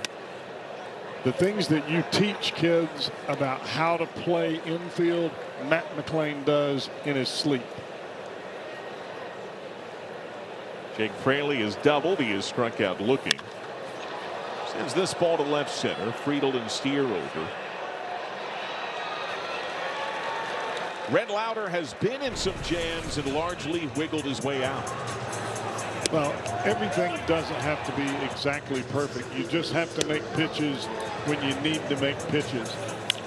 Every day is going to be different. You're going to find yourself in a bit of a jam. But the thing that you have to love about Rhett Lauder is that there is no panic. He continues to use all of his pitches, changing within the strike zone and getting outs. And what's miraculous about this kid, and make no mistake about it, he is a kid. He is 24 years old, and having missed almost 2 years, he just is, there's just no panic. He's just calm. Today, the Rays, with a decent number of men on base, have gone 1 for 10 with men on base against Lauder.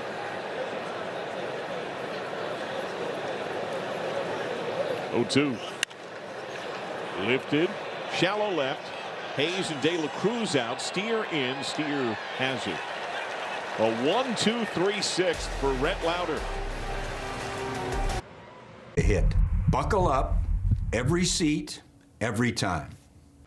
This copyrighted telecast is presented by authority of the Cincinnati Reds and may not be reproduced or retransmitted in any form. And the accounts and descriptions of this game may not be disseminated without the express written consent of the Cincinnati Reds. Rhett Lauder has gone 6 in back-to-back starts for the first time in the big leagues. You have to think that's just an amazing performance after how things started, where the first 4 batters of the ball game reached. Now, granted, he had a 2-0 lead at the time, but it looked like that thing was going to evaporate like right now. And he was able to make a comeback with back-to-back strikeouts. They were both looking which tells me that he gathered himself and made some great pitches. McClain takes a strike. He's got a Blue double and a run scored. Lauder survived a career-high 34-pitch first inning. Just snapped into form. He went strike 3.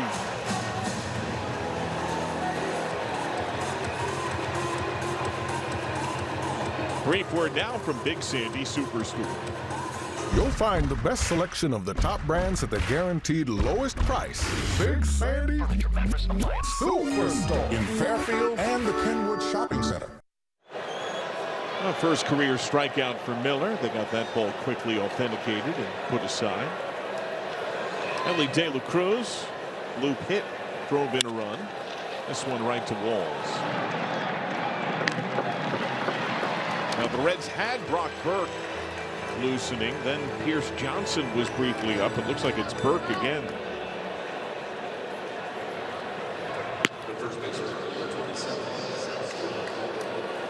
Burke was drafted by the Rays, came up in the Rays organization, but was traded before he made the big leagues. Part of a multiplayer deal that saw Emilio Pagan become a Tampa Bay Ray. Sal Stewart turns on the first pitch, just fair. That's extra bags. It leaks in foul ground by the bullpen, and Stewart jogs into second base, a standing threaded double. His second extra base hit tonight. You don't see that often from Sal, where he just spins on the pitch that's inside, but it was a hanging breaking ball, and because of the way his barrel lags just enough and then snaps forward at the last second, he's able to keep it fair down the third base line. So man in scoring position, Eugenio Suarez has singled and scored. And Sal takes off. Great jump, and he steals third. He never got a look from Martin. Ball was about popping in the mitt as he slid into third base. I thought that was something that Sal did awfully well in spring training, actually stealing third base better than he was stealing second base. But you could see in the background he was getting that hopping lead, and if the pitcher doesn't make you stop, you just take that momentum right onto third base. Entering this series, only the Marlins had allowed more steals than the Rays. With 2 outs here, where that could really aid the Reds. 6'5", 240 rookie on the mound with a live arm, who has had some erratic misses. If one gets away, that's an add-on run. Good amount of foul ground here. And it gets away, and here comes Stewart. It is 6-1 Reds on a split in the dirt. Now how big does that stolen base look?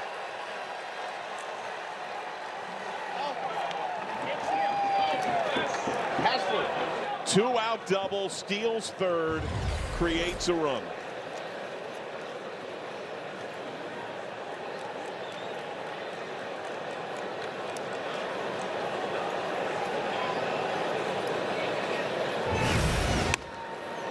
Now you hear in the background in the locker room when coaches are talking with coaches, what is the best way that we can figure out to help our players win the next 90 feet? How do we do that? And that's what the Reds are doing, because that's why they're winning these close 2-1, 1-0 ball games. And then it shows up here tonight with the add-on. ABS powered by T-Mobile. It was called ball 4. Thought Suarez got burned a lot yesterday. This one is a strike. Call is overturned, strike 3. Tampa So end of inning. But the Reds do get a run created by Sal Stewart.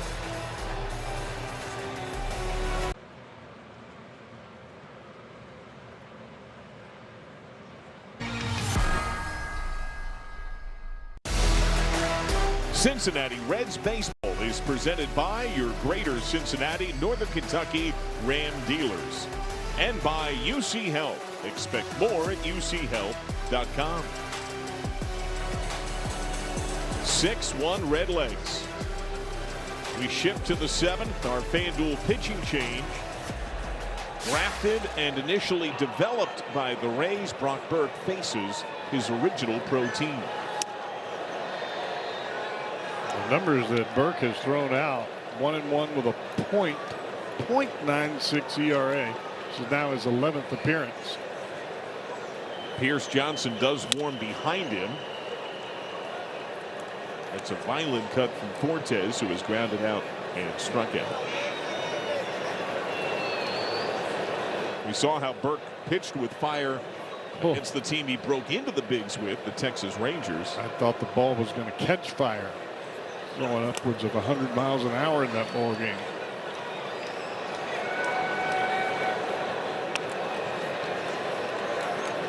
Now he has seen the Rays already in his career. He's 2-0 against them with a 1 even ERA, 11 strikeouts in 9 innings, 1 run.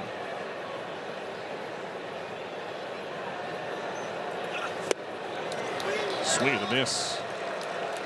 Can almost hear Michael Jordan from the documentary.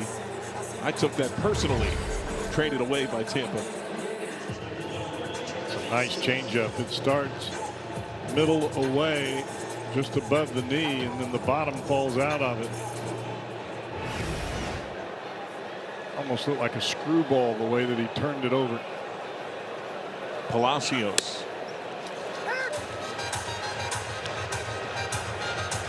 Yeah, when I was listening to the initial spring training games, Cowboy, before I joined you guys in Arizona, when Burke was first coming in, what caught my ear was you talking about the slight deception. That goes off his glove. De La Cruz backing him up, stays with it. Nice play by Ellie to stay with it.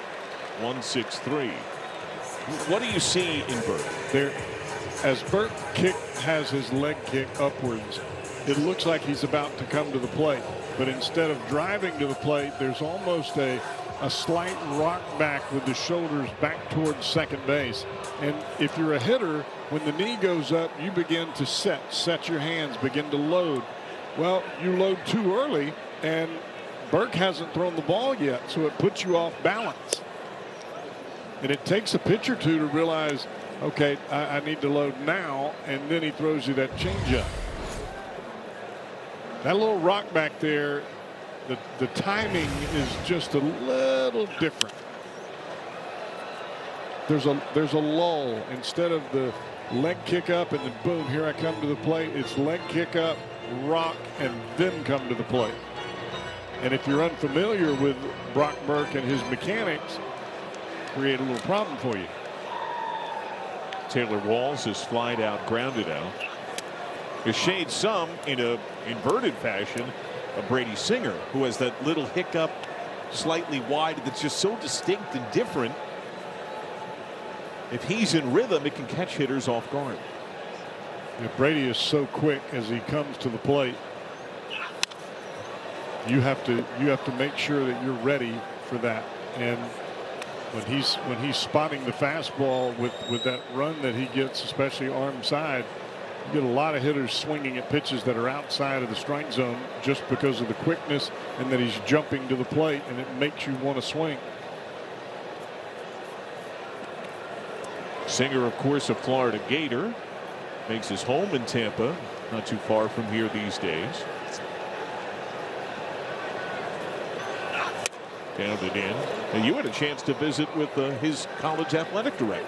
Well, he was actually one of my former, wasn't my athletic director, but he did go to Mississippi State. That was Scott Strickland. He is now the athletic director at Florida. But was there during Brady's time as a player. Oh, yeah. Hard ground ball, just foul. Pierce Johnson scoops it up while getting loose in the pen. Here's Brady. I spoke with him some today. He had rebounded so well in Minnesota. Said he's still working on those first few innings, getting quite mechanically right.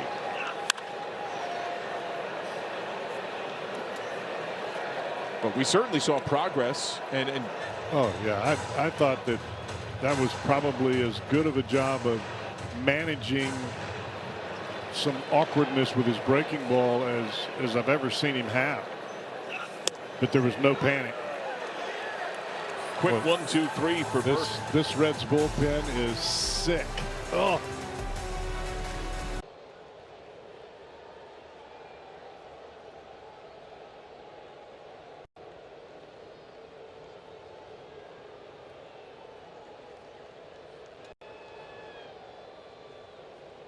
The fastest 5G home internet, just $35 a month.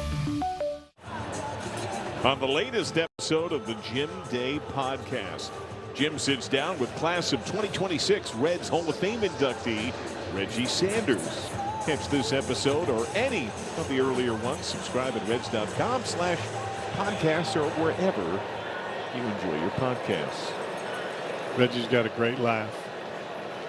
It'll make you laugh. I haven't downloaded. I haven't listened yet, but Jim, you're selling it as a pretty darn good episode. He was really, really good. And Cowboy, by the way, I asked him about that laugh. I got a couple of belly laughs before, and then when I asked him about it, it was a huge one. So you can hear that laugh. And he had a great story about when he first showed up at Riverfront Stadium and how Eric Davis took him under his wings. One that you don't want to miss. It's the latest Jim Day podcast. Good stuff. Good stuff. Steer got hit by pitches last time. They don't make too many like Reggie. I'm just telling you. He is as good as gold. That's going to be a great Hall of Fame weekend. I'm right there with you.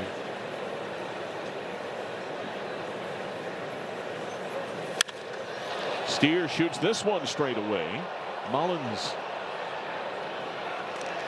One down.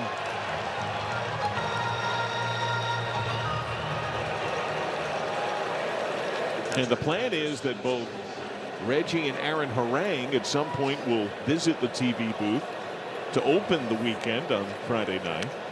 Saturday is a national exclusive. We'll be away, but then hopefully round it out Sunday with the rest of the class. Tyler Stevenson's 0 for 3. He gets buzzed. Looks like Pierce Johnson is still warming, so he'll likely be on for the Reds in the next half inning.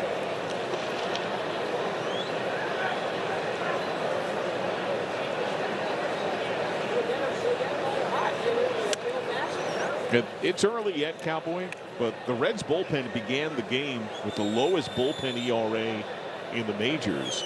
And there's almost a Brewers-esque feel that if the Reds get a lead by that even 5th, 6th inning, they're so deep in that bullpen right now, and everyone has been producing.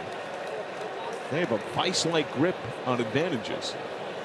Yeah, I think that when you're able to have the success that this bullpen has had early in the season, it kind of molds you into a group where you're not going to give up anything, no matter what the score is.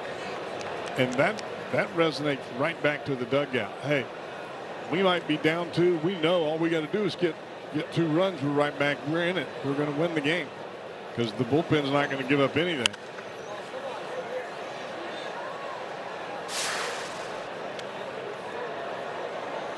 Best bullpen ERA, most wins by relievers, second lowest average against, most saves by a bullpen.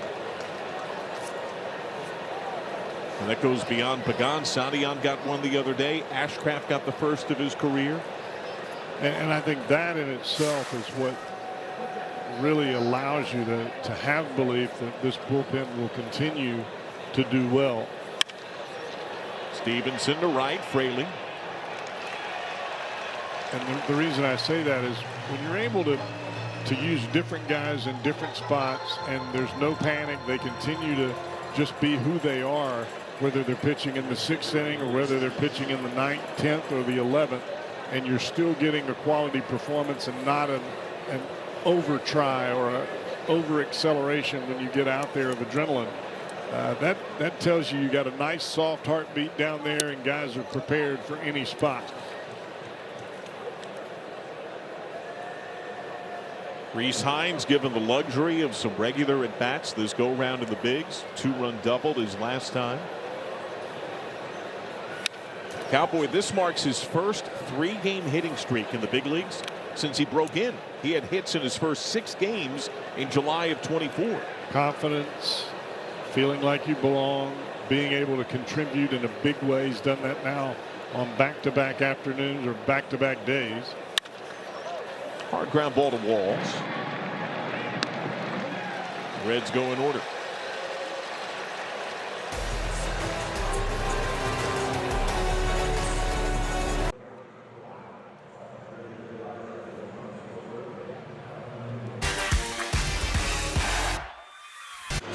Quite a game summary. What a magic act for Rhett Lauder. Boy, did he turn it around. It could have got away from him in the first inning, but turns in 6 innings of 1 earned run baseball.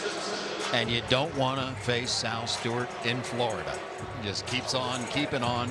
Double, home run, couple of RBIs, scored 2 runs and stolen a base. Reds lead 6-1.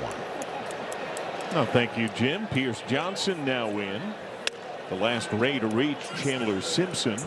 There was a hit in the 5th, one of his 2 knocks tonight.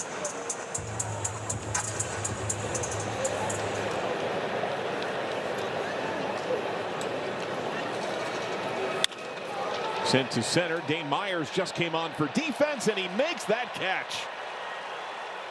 Deep lean on the sprint, takes it away from the burner in Simpson. Well, that's a nice play by Dane Myers. He gets a nice jump. Shoelace catch. That ball was dying in a hurry.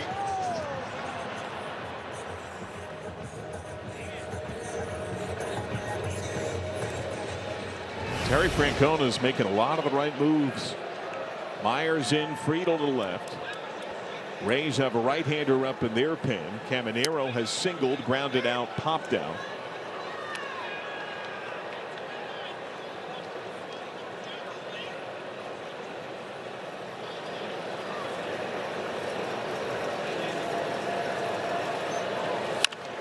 Nubbed fair. Stevenson gathers. 2 down.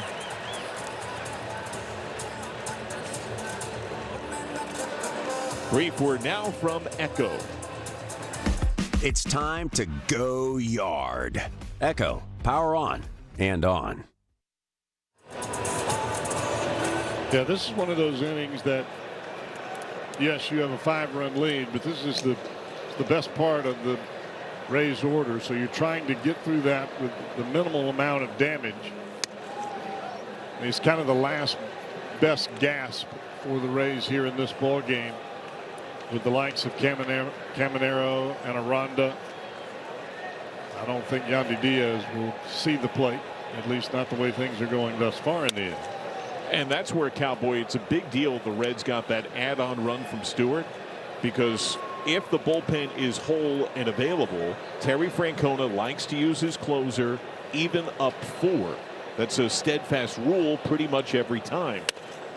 When you're up 5, you know that Pagan can get another day. Yeah, and with the hamstring issue for Pagan, you'd love to be able to give him not only 1 day, but possibly 2 days, because you surely don't want to throw him tomorrow night and then have to have him come back on the final day, which is a day game. You're trying to just kind of milk that as best that you can without it getting critical. 3-0 to Aranda. Cole Sulser is the loosening right-hander for the Rays.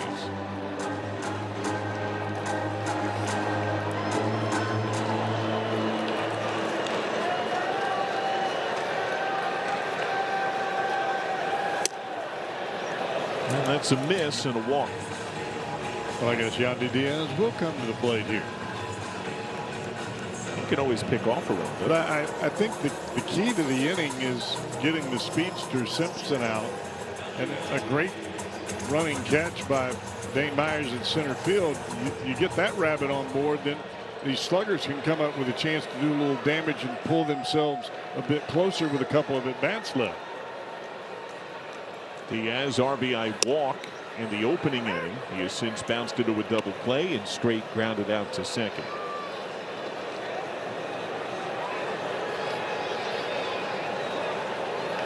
Light lead for Aranda.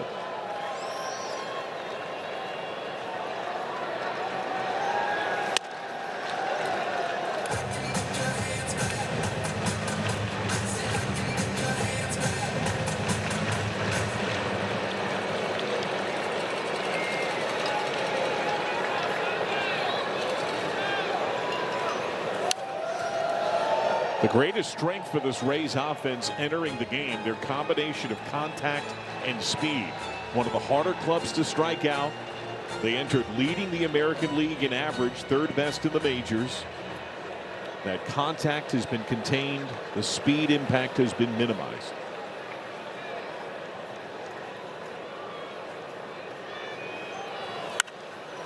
And those things are so critical in a 1 or 2 run ball game when you're trying to come back, because you can gather a bit of momentum. But when you're down 6-1, you've not only got to have guys that can get on base, you've got to have some guys that can hit the ball out of the ballpark. You need runs in chunks. And right now, Pierce Johnson trying to eliminate that ability. 1-2. Nice glove on the curveball by Stevenson.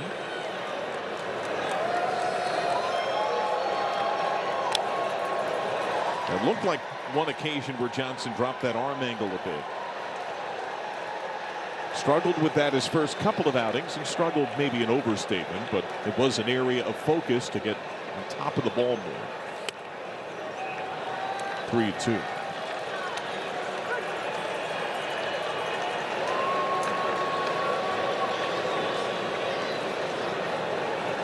Aranda will be off from first. Diaz has been an on-base machine early this season. Aranda goes. That's chopped to Hayes. Johnson works around the 2-out walk.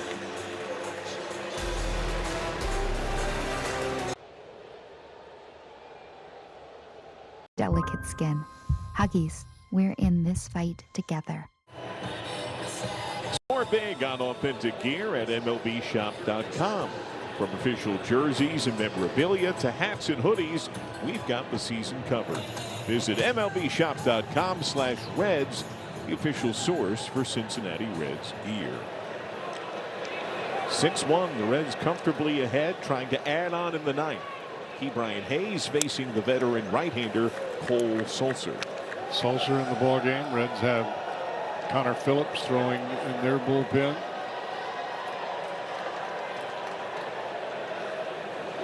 Sulser's big claim to fame, bouncer to short. Walls has it.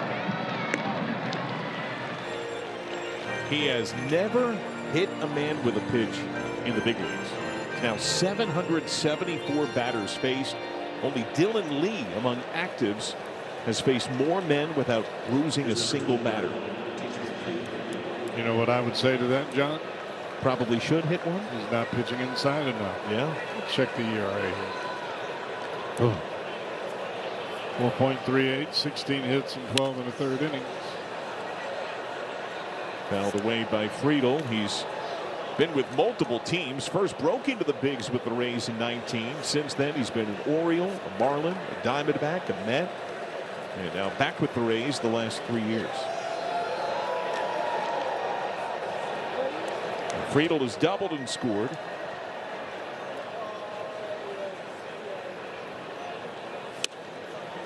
The Rays' general pitching philosophy, when you engage with pitchers that spend time here, is fairly simple. They highlight specific pitches similar to the philosophy of Derek Johnson. Be great at what you're good at. You know, take that thing you're really good at and get to the best version of it. But the Rays simplify it in a different way.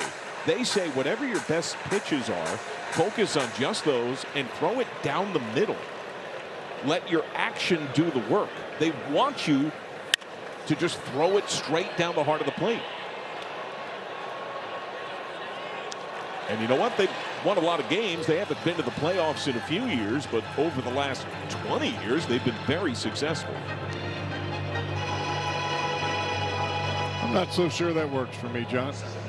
I would assume it wouldn't.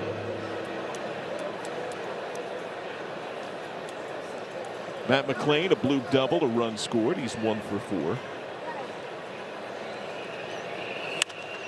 And he pops up the first pitch. Walls takes command. Nearly overran it on the back pedal. A 1-2-3 inning. Connor Phillips had been warming. He'll try to get the final. Reds.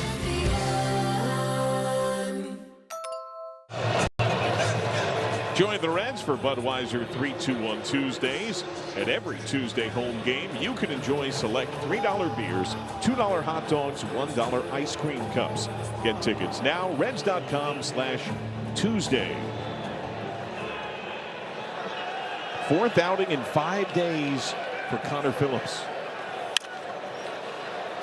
And I think the heavy usage for Phillips has given him not only great repetition as far as mechanics and pitch location and those types of things, but what it's done for him is it's created an expectation to be ready every single time you come to the ballpark. And I think you're creating a pitcher in the making. You force the youngster, get ready every day. You're going to be in there, and you've got to figure out a way to throw strikes even when you don't feel your best.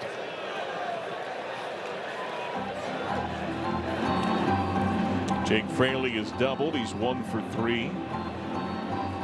Phillips, whose breaking ball shined as one of the best pitches in the majors yesterday. There are many accounts on social media that will break down who sizzled on any one day, and his slider was sharp. Here he sticks the fastball at a lively 98. And here we are talking about the slider of a pitcher that throws 98 to 100 miles an hour. That should tell you the future for young Connor Phillips. Check swing. Did he go? No. Yeah, that's where the Reds, Cowboy, have a number of arms that could close at some point. I think Ashcraft could close. Santillan could close. Phillips could close. Burke could close.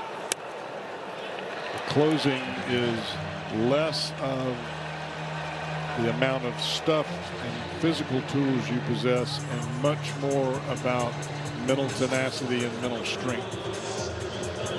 That's where these reps matter for all these arms. Stevenson goes out for a chat. Cedric Mullins about to stand in, who is 0 for 3, strikeout and a couple of fly ball outs. Tomorrow, the middle game of 3. Steven Matz gets the ball for the Rays. Chase Burns will go for the Redlegs. I like watching that guy on the left go get it. He makes me want to put on a glove and spikes and play behind him. And I imagine so do his teammates.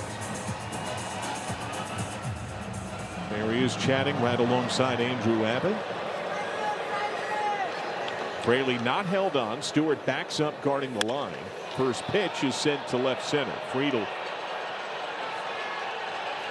has it.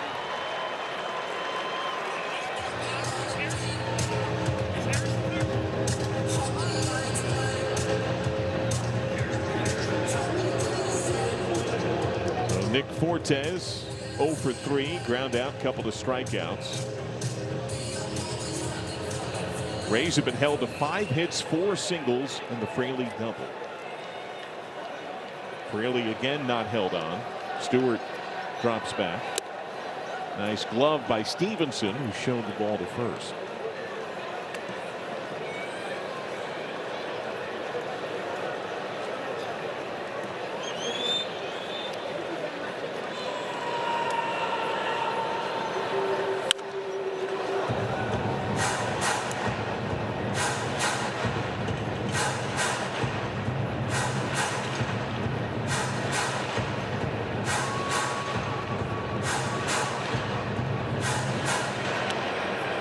Reds trying to go to 7 over 500 for the first time this year. It's a spot they enjoyed just once all of last season. Chip to right. McLean out. Hines in. Stewart out. And Sal Stewart over the shoulder. Now the flip to first. Just late for a double play. A great glove by Sal Stewart over the shoulder from first base and shallow right. I'm not sure there's any other first baseman that makes that play. number one, the first baseman wouldn't have gone after it. I mean, that was ridiculous. The Reds have made some defensive plays tonight. Yeah. Gave a little Jordan tongue wag after the play. You know what that play makes me think of? His mentor, Manny Machado. Remember when they would play the extreme overshift, and he was the master of playing that in-between short right, and it was exactly plays like that that Machado would make all the time.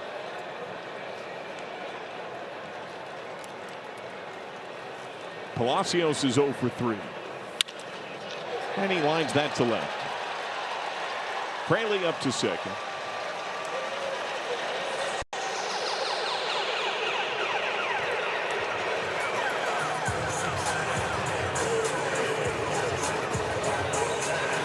No, 2 on, and someone's on the field. A fan just jumped the sidewall and is sprinting in the outfield. Security converges from each side. This is going to be painful. Looks like a younger fan from this distance. 4 security guards are now trying to encircle the fan, showing some shiftiness. Now a 5th comes out. Oh, it looks like the NFL Combine out there. Jump cut. And gets swung down. A good open field tackle by the middle linebacker. And that'll be a night in jail. You've done radio before. Nice call. From time to time. The loudest cheer that Rays fans have had all night, as a fan in handcuffs gets heavily escorted off the field by a blue-clad security force and literally just got lightly kicked in the behind to get over the fence.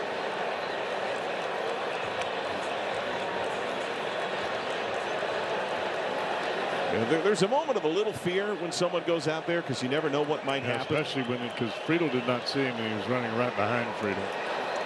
But I think he was on a joyride. So thankfully, nobody truly hurt. There was no backflip, though. When I think of fan of the field in our shared Reds time, remember Great American Ballpark? Oh, yeah. Theatrics were not nearly the same. 1-0.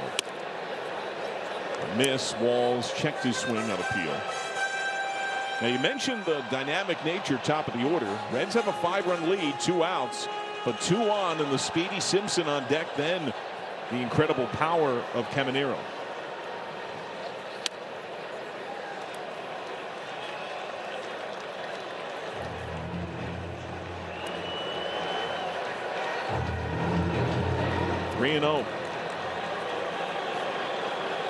Walks, loaded the bases, and got a run in first inning. Strike 1. The man on deck, Chandler Simpson, began the game with an infield hit. Caminero lined a single. Back-to-back walks plated the lone Rays run to this point. Starter Rhett Lauder rebounded thereafter. And there's a walk to load the bases for Simpson. There is no action in the Reds bullpen. Might it start with Derek Johnson out for a chat? It looks like, yes, someone's going to get up. Looks like Santillan. I'm sure Terry Francona does not want to use one of his best up arms, but you don't want to lose this game. You're up 5, 2 outs in the 9th. Francona speaks often in the same tones that you talk about at times. You're talking about the offense, the idea of get greedy, grab the win when you can get it.